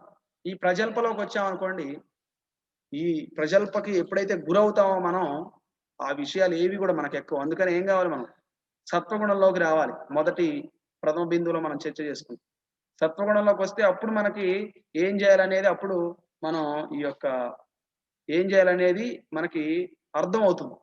సత్వగుణంలో రాకుండా రజోగుణంలో తమగుణం ఇంతకుముందు మనం చెప్పుకున్నాం. ఒక ఫుల్లుగా తాగినటువంటి వ్యక్తిని మనం పలకరిస్తేనే మనం ఇటుంటే అడిదిరిగి మాట్లాడుతుంటారు, ఏంటి స్వామి అని. లేదా ఒక గొప్ప బైక్ లో పెడుతున్నటువంటి ఒక కాలేజ్ స్టూడెంట్ పలకరించి ఇలాగ నువ్వు దేవాలయానికి రావాలి, కృష్ణ కథ వినాలి, భగవద్గీత చదవాలి అంటే ఏంటి వాట్ ఈస్ దిస్ అని అడుగుతాడు ఆ పిల్లవాడు. ఎందుకంటే తమో గుణం రజోగుణంలో ఉన్నాడు. సత్వగుణంలోకి వస్తే అప్పుడు అర్థం అవుతుంది ఏం చేయాలి అని. కనుక ఈ ప్రజల్ప తగ్గించాలి, మనం జీరో చేసేయాలి. కనుక మనం మాట్లాడాల్సి వస్తే కృష్ణుడి గురించే మాట్లాడు. కృష్ణ చైతన్యం పట్ల ఆసక్తి లేని జనంతో చేసే సాంగత్యాన్ని జనసంగ అంటారు. తర్వాత వచ్చేసి జనసాంగత్యం. ఇక్కడ మన యొక్క సాంగత్యం ఎటువంటి సాంగత్యం అయి ఉండాలి అంటే కృష్ణ భక్తుల సాంగత్యమే ఉండాలి తప్ప మనం అభక్తుల సాంగత్యంలోకి వెళ్ళకూడదు. అభక్తుల సాంగత్యంలోకి వెళితే ఏమవుతుంది? అభక్తుల సాంగత్యంలోకి వెళితే మనం కూడా ఏమవుతాం? మన తెలుగులో కూడా ఒక సామెత ఉంది, 6 నెలలు సహవాసం చేస్తే వాళ్ళు వీళ్ళు అవుతారు, వీళ్ళు వాళ్ళు అవుతారు అని చెప్తారు. మనం కూడా తాగుబోతులు వెంట తిరిగామంటే తాగుబోతులు అవుతారు, తిరుగుబోతులు వెంట తిరిగితే తిరుగుబోతులు అవుతారు, పండుబోతులు వెంట తిరిగితే పండుబోతులు అవుతారు, తిండిబోతులు వెంట తిరిగితే తిండిబోతులు అవుతారు. ఎవరైతే కృష్ణ భక్తులతో తిరిగితే ఏమవుతారు? కృష్ణ భక్తులుగా అవుతారు. ఒకనాటికి అవుతారు, క్రమంగా. ఎందుకని? ఆయన ఏం చెప్తుంటాడు? మాట్లాడితే కృష్ణుడి గురించే మాట్లాడతాడు. ఏ వస్తువు గురించి మాట్లాడితే కృష్ణుడికి సంబంధించిన వస్తువుల గురించే మాట్లాడతాడు. తర్వాత బిందువుల్లో వస్తుంది, నాకు 4వ బిందువులో దీని గురించి వస్తుంది. కనుక భక్తులు సహవాసం చేస్తే దేని గురించి మాట్లాడుకుంటాం మనం? భగవద్గీత గురించి, భాగవతం గురించి, శ్రీకృష్ణ భగవానుడి గురించి, భగవంతుడికి వేసిన వస్త్రాల గురించి, ఆభరణాల గురించి. ఇస్కాన్ సిస్టమ్ లో మనం చూడొచ్చు భగవంతుడి యొక్క దర్శనాన్ని మీరందరూ కూడా చూస్తూ ఉంటారు. వాట్సాప్ లో కానీ యూట్యూబ్ లో కానీ చూస్తుంటారు. భగవంతుడికి ఎంతగా అలంకారం చేస్తారంటే ఒక్కొక్క దేవాలయంలో ఉదయం పూట దర్శన హారతి యొక్క ఫోటోలు వస్తుంటాయి. ఒక దేవాలయం ఫోటో చూసామనుకోండి, ఈరోజు చాలా బాగుంది ఈ దేవాలయం అనుకునే లోపు ఇంకో ఫోటో వస్తుంది. అది చూసి ఇంకో ఫోటో వస్తుంది. ఇంకో ఫోటో వస్తుంది. ఇలా చూస్తే పోటాపోటీగా ఉంటుందన్నమాట. అప్పుడు వెంటనే దేని గురించి చర్చ చేసుకుంటాం? భగవంతుడి యొక్క వస్త్రాల గురించి, ఆభరణాల గురించి చర్చ చేసుకుంటాం మనం. అదే లేదా భాగవతం గురించి, భగవద్గీత గురించి, ఇలాగ భక్తిలో మనం ఎలా అభివృద్ధి చెందాలని గాని, ఇటువంటి వాటి గురించే మాట్లాడతాం భక్తుల యొక్క సాంగత్యంలోకొస్తే. ప్రభుపాద వారు ఎందుకు మీరెందుకు ఈ యొక్క సంస్థను స్థాపించారంటే ప్రభుపాద వారు ఏం చెప్పారు? భక్తుల సాంగత్యం కోసం. అదే రీజన్. ప్రభుపాద ఎందుకు ఇస్కాన్ స్థాపించారంటే భక్తుల సాంగత్యం కోసం. ప్రభుపాద వారు ఆయన శరీరం త్యాగం చివరి సమయంలో ఉన్నారన్నమాట బృందావనంలో. ఆయన శరీర త్యాగం కూడా చాలా చాలా గొప్పది. ఆయన చెప్పారన్నమాట. ఒక భక్తుడు ఎలా శరీరాన్ని త్యజించాలి అనేది ఆయన చెప్పారు. చాలా మంది ఆర్ట్ ఆఫ్ లివింగ్ అంటారు. బట్ ప్రభుపాద ఏం చెప్పారంటే ఆర్ట్ ఆఫ్ లివింగ్. ఎలా మనం జీవించాలన్నది కాదు. సనాతన ధర్మం మనకేం చెప్తుంది? Art of living. ఎందుకని? అంత్యకాలేచ మామేవ స్మరణయుక్తా కలేవరం. నువ్వు శరీరాన్ని వదిలిపెట్టేటప్పుడు కృష్ణనామస్మరణ చేస్తూ శరీరాన్ని త్యాగం చేస్తే భగవద్ధామం చేరుకున్నాం. అందుకని ఆర్ట్ ఆఫ్ లీవింగ్ ఆ ఒక్క శ్లోకం పైనే ఆధారపడింది మొత్తం కూడా. అంతేగాని మనం జీవితంలో ఎంత గొప్పగా బతికామన్నది కాదు, ఎలా శరీరాన్ని వదిలేసామన్నది గొప్ప. మరి ఆ శరీరాన్ని వదిలేసేటప్పుడు ఉన్నటువంటి చైతన్యాన్ని ప్రభావితం చేసింది ఈ యొక్క జీవన విధానం అంతా కూడా. మరి ఆర్ట్ ఆఫ్ లివింగ్ అంటే ఏంటి? దేహ పోషణకు సంబంధించి నో, కృష్ణ చైతన్యానికి సంబంధించి. మన యొక్క ఇల్లుందనుకోండి, ఇంట్లో కూర్చొని ఎటు చూసినా గానీ కృష్ణుడు గుర్తు రావాలి, అలా ఉండాలి ఇల్లు. లేదా మనం తిరుగుతున్నటువంటి ప్రదేశంలో ఏ ప్రదేశాన్ని గమనించినా కానీ కృష్ణుడు గుర్తు రావాలి. ఆ విధంగా తయారు చేసుకోవాలి మొత్తాన్ని కూడా. అర్థమైంది? అది art of living, art of leaving.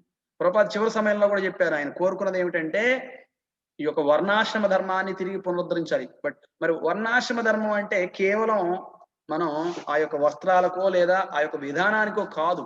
ఎందుకు వర్ణాశ్రమ ధర్మాన్ని తిరిగి పునరుద్ధరించాలి? ప్రభుపాద వారు నేను ఒకే ఒక్క పని చేయలేదు, దాన్ని ప్రారంభించాను, దాన్ని పూర్తి చేయాల్సినటువంటి బాధ్యత ఎవరైతే నా శిష్యులు ఉన్నారో వాళ్ళందరికీ ఇస్తున్నారని చెప్పారు.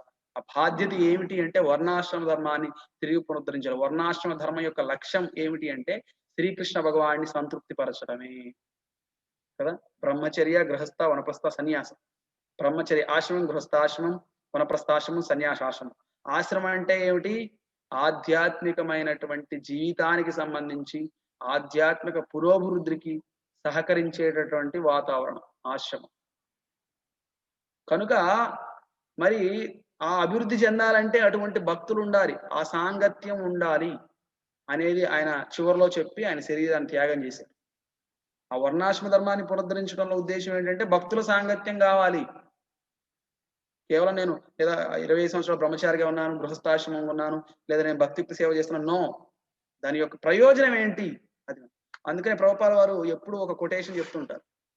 ఏ పని అయినా కానీ దాని అంతిమ ఫలితం నుంచి దాన్ని మనం పర్ఫెక్ట్ అయ్యిందా లేదా అనేది గమనించవచ్చు అని ప్రభుపాద. ఫలితం ఇంపార్టెంట్. ఫలితం దక్కాలి. మనం ఏదైనా చేస్తే ఫలితం దక్కాలి. అలాగే మనం ఈ కార్యక్రమాలన్నీ చేస్తున్నాం. దేనికోసం చేస్తున్నాం? అంతిమ ఫలితం దక్కాలి. అంతిమ ఫలితం ఏమిటి? ఉన్నతమైనటువంటి ఆశయం ఏమిటి? భగవద్ధామం చేరుకోవటం, ఈ భక్తియుక్త సేవలో నియుక్తం కావడం. ఎటువంటి అటాచ్మెంట్ ఉండకూడదు ఇక భౌతిక జగత్తు పట్ల. ఎటువంటి అటాచ్మెంట్ ఉన్నా తిరిగి మనం ఈ భౌతిక జగత్తులోనే జన్మ తీసుకోవాల్సి వస్తుంది. కనుక నా అనే పదం నుంచి బయటపడాలి, నేను అనేటువంటి పదం నుంచి బయటపడాలి. అంతా కూడా భగవంతుడికి సంబంధించింది అనేటువంటి చైతన్యంలోకి మనం మారాలి. అప్పుడే మనం ఏమవుతాం? ఈ భౌతిక జగత్తు నుంచి విడివడి భగవద్ధామం చేరడానికి ఆ యొక్క క్వాలిఫికేషన్ సంపాదిస్తాం. లేని పక్షంలో ఇక్కడే ఉంటాం, ఇక్కడే తిరిగాడుతూ ఉంటాం. జన్మవ్యాధి జరామృత్యు, జన్మవ్యాధి జరామృత్యు.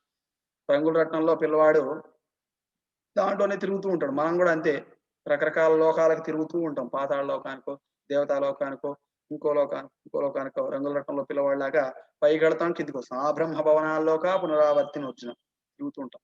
ప్రపంచ ఈ యొక్క రంగుల రటంలో మూర్ఖ బాలుని వలె చరిస్తూ ఉంటామంట మనం కూడా, అటు ఇటు అటు ఇటు అటు ఇటు. కనుక మరి దీని నుంచి బయటపడాలంటే ఏం చేయాలి? ఈ ఉన్నతమైన ఆశయాన్ని మనం ఎలా నెరవేర్చుకోవాలి అనేటువంటి దానిలో శిక్షణ పొందాలి. కనుక ప్రజల పని వదిలేయాలి. అత్యాహార ప్రయాసశ్చ ప్రజల్పో నియమాగ్రహ. తర్వాత వచ్చేసి 4వది నియమాగ్రహ. నియమాగ్రహ అంటే ఇక్కడ 2 ఉన్నాయి. నియమాలను గుడ్డిగా పాటించడం, లేదా నియమాలను ఇక్కడ అక్కడ ఉన్నటువంటి యాజ్ ఇట్ ఈజ్ పదాన్ని మనం చదువుదాం. ఆధ్యాత్మిక అభివృద్ధి కొరకు కాకుండా కేవలం అనుసరించడం కొరకే శాస్త్ర విద్యలను ఆచరించడం, లేక విద్యుక్తుల నియమ నిబంధనలు విడిచి స్వతంత్రంగా అంటే ఇష్టానుసారం వర్తించడం. అంటే గుడ్డిగా నియమాలను పాటించడం, లేదా నియమాలను వదిలిపెట్టి ఇష్టం వచ్చినట్టు బిహేవ్ చేయడం. అంటే నేను ఎందుకు జపం చేస్తున్నా అనేటువంటి విషయం తెలియకుండా జపం చేయడం, లేదా నేను ఎందుకు ఆచమనం చేసుకుంటున్నాను అనే విషయం తెలియకుండా ఆచమనం చేసుకోవడం, నేను ఎందుకు గాయత్రి చేస్తున్నాననే విషయం తెలియకుండా దాని ప్రయోజనం ఏమిటి అని తెలియకుండానే మూర్ఖంగా చేసుకుంటూ వెళ్ళిపోవడం. ఒక మెషిన్ చేస్తుంటుంది కదా, మెషిన్ మనం కూడా తెలుసు, మిక్సీని ఆన్ చేసామనుకోండి తిరుగుతూ ఉంటుంది, ఆపేస్తే అయిపోతుంది. ఒకవేళ మిక్సీ జార్ తీసి కింద పెట్టి అది ఆన్ చేసినా కానీ తిరుగుతూనే ఉంటుంది, ఎందుకంటే దానికి తెలియదు. మూర్ఖంగా మనం కూడా అంతే, ఎందుకు గాయత్రి చేస్తున్నాము, ఎందుకు ఆచమనం చేస్తున్నాము, ఎందుకు అభిషేకం చేస్తున్నాం, ఎందుకు పుష్కరాలకు వెళ్ళాము, ఎందుకు దర్శనం చేసుకున్నాము, ఎందుకు తీర్థయాత్రలు చేస్తున్నాము అని తెలియకుండా మనం చేసినట్లయితే ఆ నియమాలను పాటిస్తే ఏమవుతుంది? నియమ ఆగ్రహ, నియమ అగ్రహ 2 ఉన్నాయి దీంట్లో సంస్కృతాన్ని. అంటే ఆ యొక్క నియమాన్ని పాటించకుండా ఇష్టం వచ్చినట్టు వర్తించడం. యజ్ఞోపవేతం ఉన్నటువంటి వ్యక్తులు బ్రాహ్మణ, క్షత్రియ, వైశ్య వీళ్ళందరూ కూడా త్రిసంధ్యల యందు కూడా ఏం చేయాలి? గాయత్రి చేసుకోవాలి, సంధ్యావందనం చేసుకోవాలి. అలా చేయకుండా ఇష్టం వచ్చినట్లు వర్తించడం నియమ అగ్రహ. ఈ 2 అంటే ఎందుకు చేస్తున్నాము అన్నది తెలుసుకోకుండా ఆ యొక్క నియమాలను పాటించడం, లేదా అసలు ఆ నియమాన్ని పాటించకుండా ఉండడం. 2 నియమాగ్రహ కింద వస్తాయి. అత్యాహార ప్రయాసశ్చ ప్రజల్భో నియమాగ్రహ. జనసంగశ్చ లౌల్యం. జనసంగ అంటే ఈ యొక్క అభక్తుల యొక్క సాంగత్యం. లౌల్యం పేరాశ. ఇక్కడ పేరాశకు సంబంధించి మనం గమనించినట్లయితే ప్రభుపాల వారు వివరిస్తున్నారు, చాలా చక్కగా వివరించారు. ప్రాపంచిక లాభాల పట్ల అత్యాశను కలిగి ఉండడం. ఇక్కడ ముక్తి, అలాగే భుక్తి, సిద్ధి. భుక్తి కాములు, ముక్తి కాములు, సిద్ధి కాములు అని 3 రకాలు ఉంటారు. ఇక్కడ మనం కూడా అనుకుంటాం అంతా కూడా ఆధ్యాత్మికతే, అంతా కూడా భక్తే అని చాలా మంది అనుకుంటారు. నో, అసలు ఈ యొక్క నియమాలు యొక్క లేదా పూజల యొక్క వ్రతాల యొక్క చరమ లక్ష్యం ఏంటంటే భగవద్ధామం చేరుకోవడం. అది కాకుండా కొంతమంది ఏం చేస్తుంటారు, సిద్ధులు కావాలని చెప్పేసి ప్రయత్నం చేస్తూ ఉంటారు. అటువంటి సిద్ధులను కూడా వర్షిప్ చేస్తుంటారు, వాళ్ళకు కూడా శిష్యులు ఉంటారు. ఉపయోగం ఉందా దీనివల్ల? లౌల్యం చ.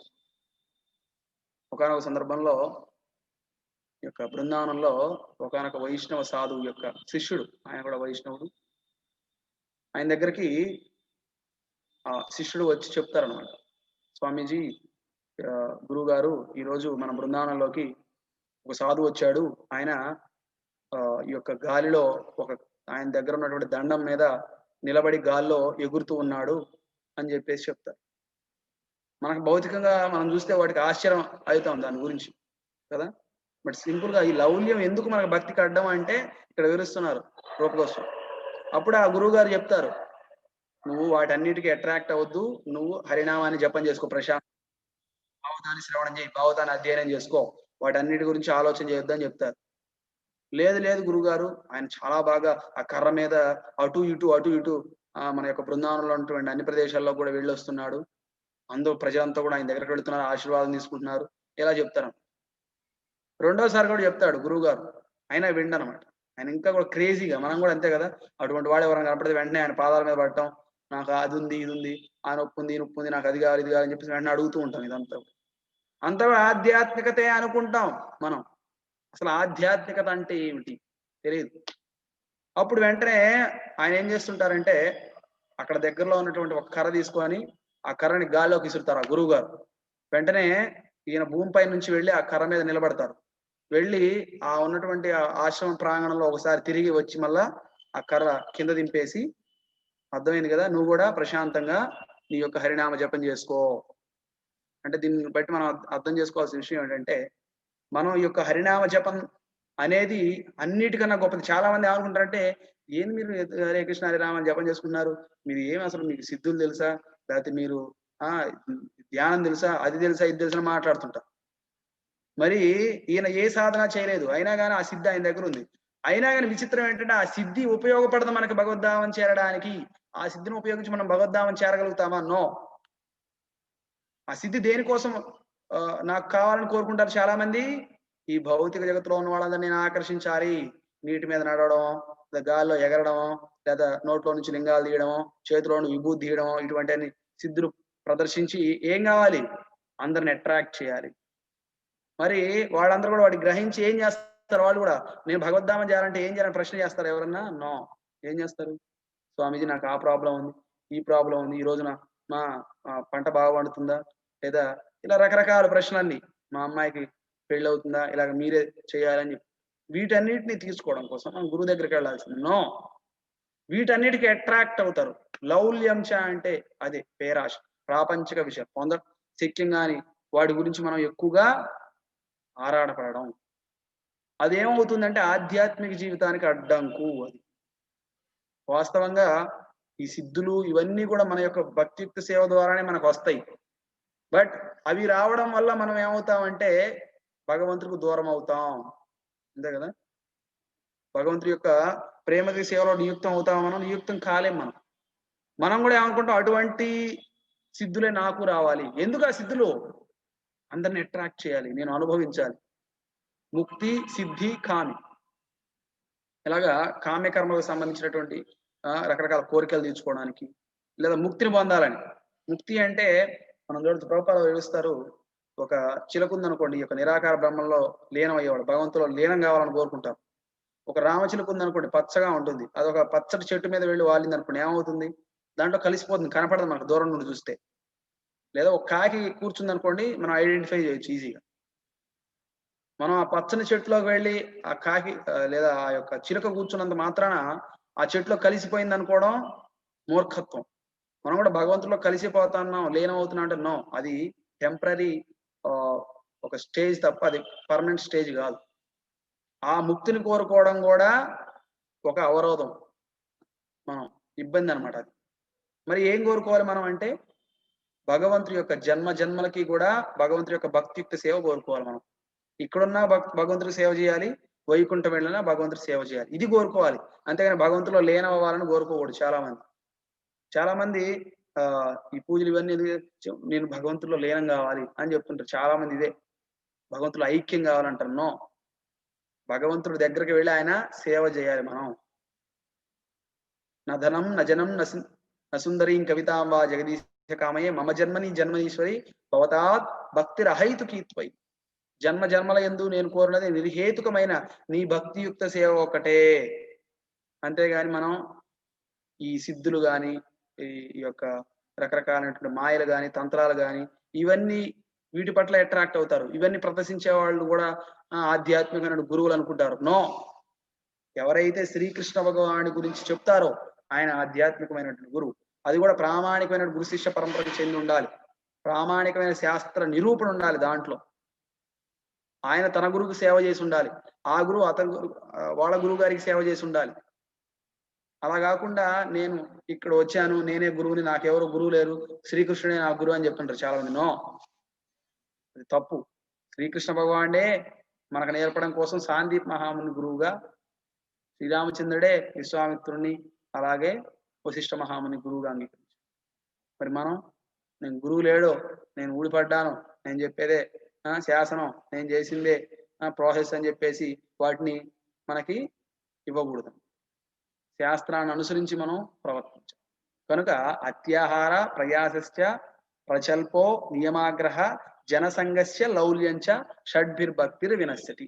అత్యాహారం అంటే అవసరమైన దానికంటే అధికంగా భుజించడం, లేదా అవసరమైన దానికంటే అధికంగా ధనం కూడబెట్టడం, లేదా అనవసరమైనటువంటి జ్ఞానాన్ని తెలుసుకోవడం. దీనివల్ల ఏమవుతాం? భగవంతుడికి దూరం అవుతాం. ప్రయాసశ్చ అనవసరంగా అధికంగా శ్రమించడం.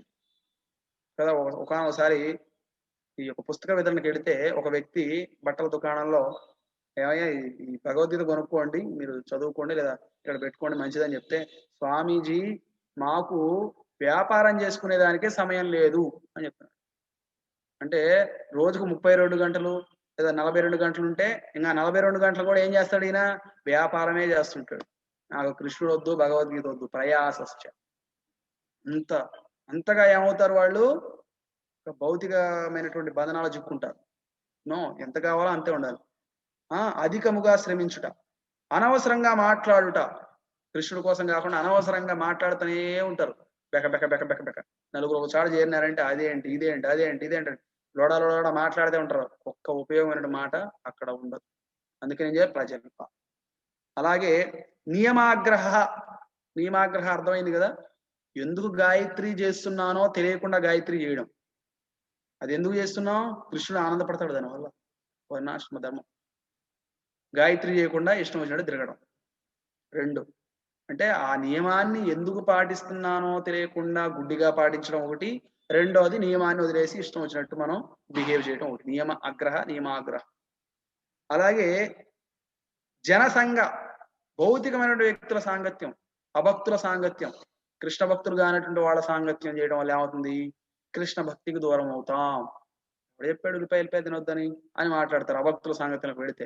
ఉల్లిపాయలో ఎటువంటి విటమిన్స్ ఉన్నాయో తెలుసా నీకు అని చెప్పేసి చెప్పకొస్తారన్నమాట. కృష్ణుడు చెప్పాడు భగవద్గీతలో? చెప్పలేదు. మరి ఎందుకు మాట్లాడుతున్నావు నువ్వు? హిందువేనా నువ్వు? అసలు సనాతన ధర్మాన్ని పాటించే వ్యక్తివేనా నువ్వు? కృష్ణుడు కన్నా గొప్పవాడువా నువ్వు అని మాట్లాడు.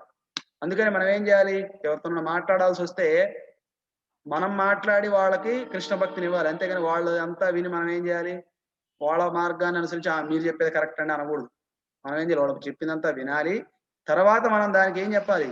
కృష్ణుడు ఇలా చెప్పాడు భగవద్గీతలో, శ్రీరామచంద్ర రామాయణంలో ఇలా ప్రవర్తించారు, ద్రౌపది దేవి ఇలా ఆవిడ ఆదర్శప్రాయంగా నిలిచింది, కుంతిమాత ఇలా ఉంది, ధ్రువుడు ఇలా ఉన్నాడు, ప్రహ్లాదుడు ఇలా ఉన్నాడని చెప్పి దాని ప్రకారంగా మనం వాళ్ళకి ఎక్స్ప్లెయిన్ చేయాలి.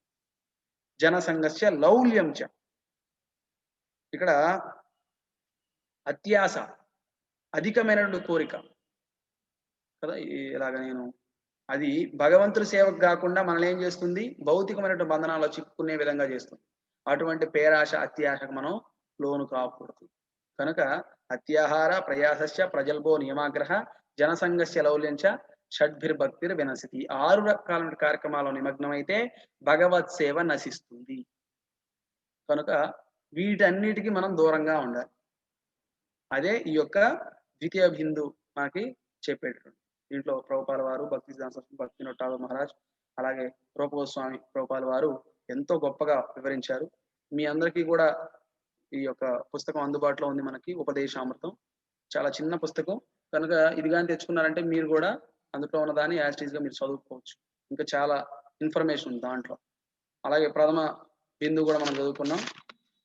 ఈ యొక్క వాచో వేగం, మనస క్రోధ వేగం, జిహ్వా వేగం, ఉదరోపస్థ వేగం, ఏతాన్ వేగాన్ యో విషయత సర్వామపి మా పృథ్వీం సశిష్యాత్. కనుక ఈ 6 రకాలైన వేగాలను నియంత్రించాలి. ఇక్కడ రెండవ బిందువులో చెప్పినటువంటి 6 రకాలైన వాటిలో నిమగ్నం కాకూడదు. నిమగ్నం అయితే భక్తియుక్త సేవకు దూరం అవుతాం. తర్వాత తృతీయ బిందువు వస్తుంది అన్నమాట మనకి. తర్వాత క్లాస్ లో మనం చర్చ చేసుకున్నాం. దాంట్లో ఈ 6 రకాల్లో ద్వితీయ బిందువులో మనం పాల్గొనకూడదు, వీటికి దూరంగా ఉండాలి. ఆ 6 రకాలు తర్వాత వచ్చే 6 మనం పాల్గొనాలి. పాల్గొంటే భక్తిలో అభివృద్ధి చెందుతాం. ఇక్కడ పాల్గొంటే భక్తిలో నాశనం అయిపోతాం, భక్తి నుంచి దూరం అవుతాం. అది తృతీయ బిందువులో వస్తుంది అనమాట. అది 6 రకాల అభివృద్ధి చెందేటువంటి వాటి గురించి అక్కడ వివరించుకుందాం. కనుక ఈ ద్వితీయ బిందులో ఈ 6 రకాల వాటిలో మనం నియుక్తం కాకూడదు అనేది ఇక్కడ ప్రధానమైన విషయం. కనుక ఇప్పటివరకు కూడా ఎంతో ఓపికగా విన్నందుకు మీరందరికీ కూడా పేరు పేరున పాదాభివందనాలు. అలాగే ఈ అవకాశం ఇచ్చినటువంటి హిస్ గ్రేస్ రూపేశ్వర చైతన్య దాస్ ప్రభుజీకి, అలాగే హిస్ గ్రేస్ వైష్ణవ కృపదాస్ ప్రభుజీ వారికి మరొకసారి పాదాభివందనాలు తెలియజేసుకుంటూ, గ్రంథరాజ్ శ్రీమద్ ఉపదేశామృతం की जय, जगद्गुरु शिला प्रभुपाद की जय, निताय गौर प्रेमंदे, हरे कृष्ण।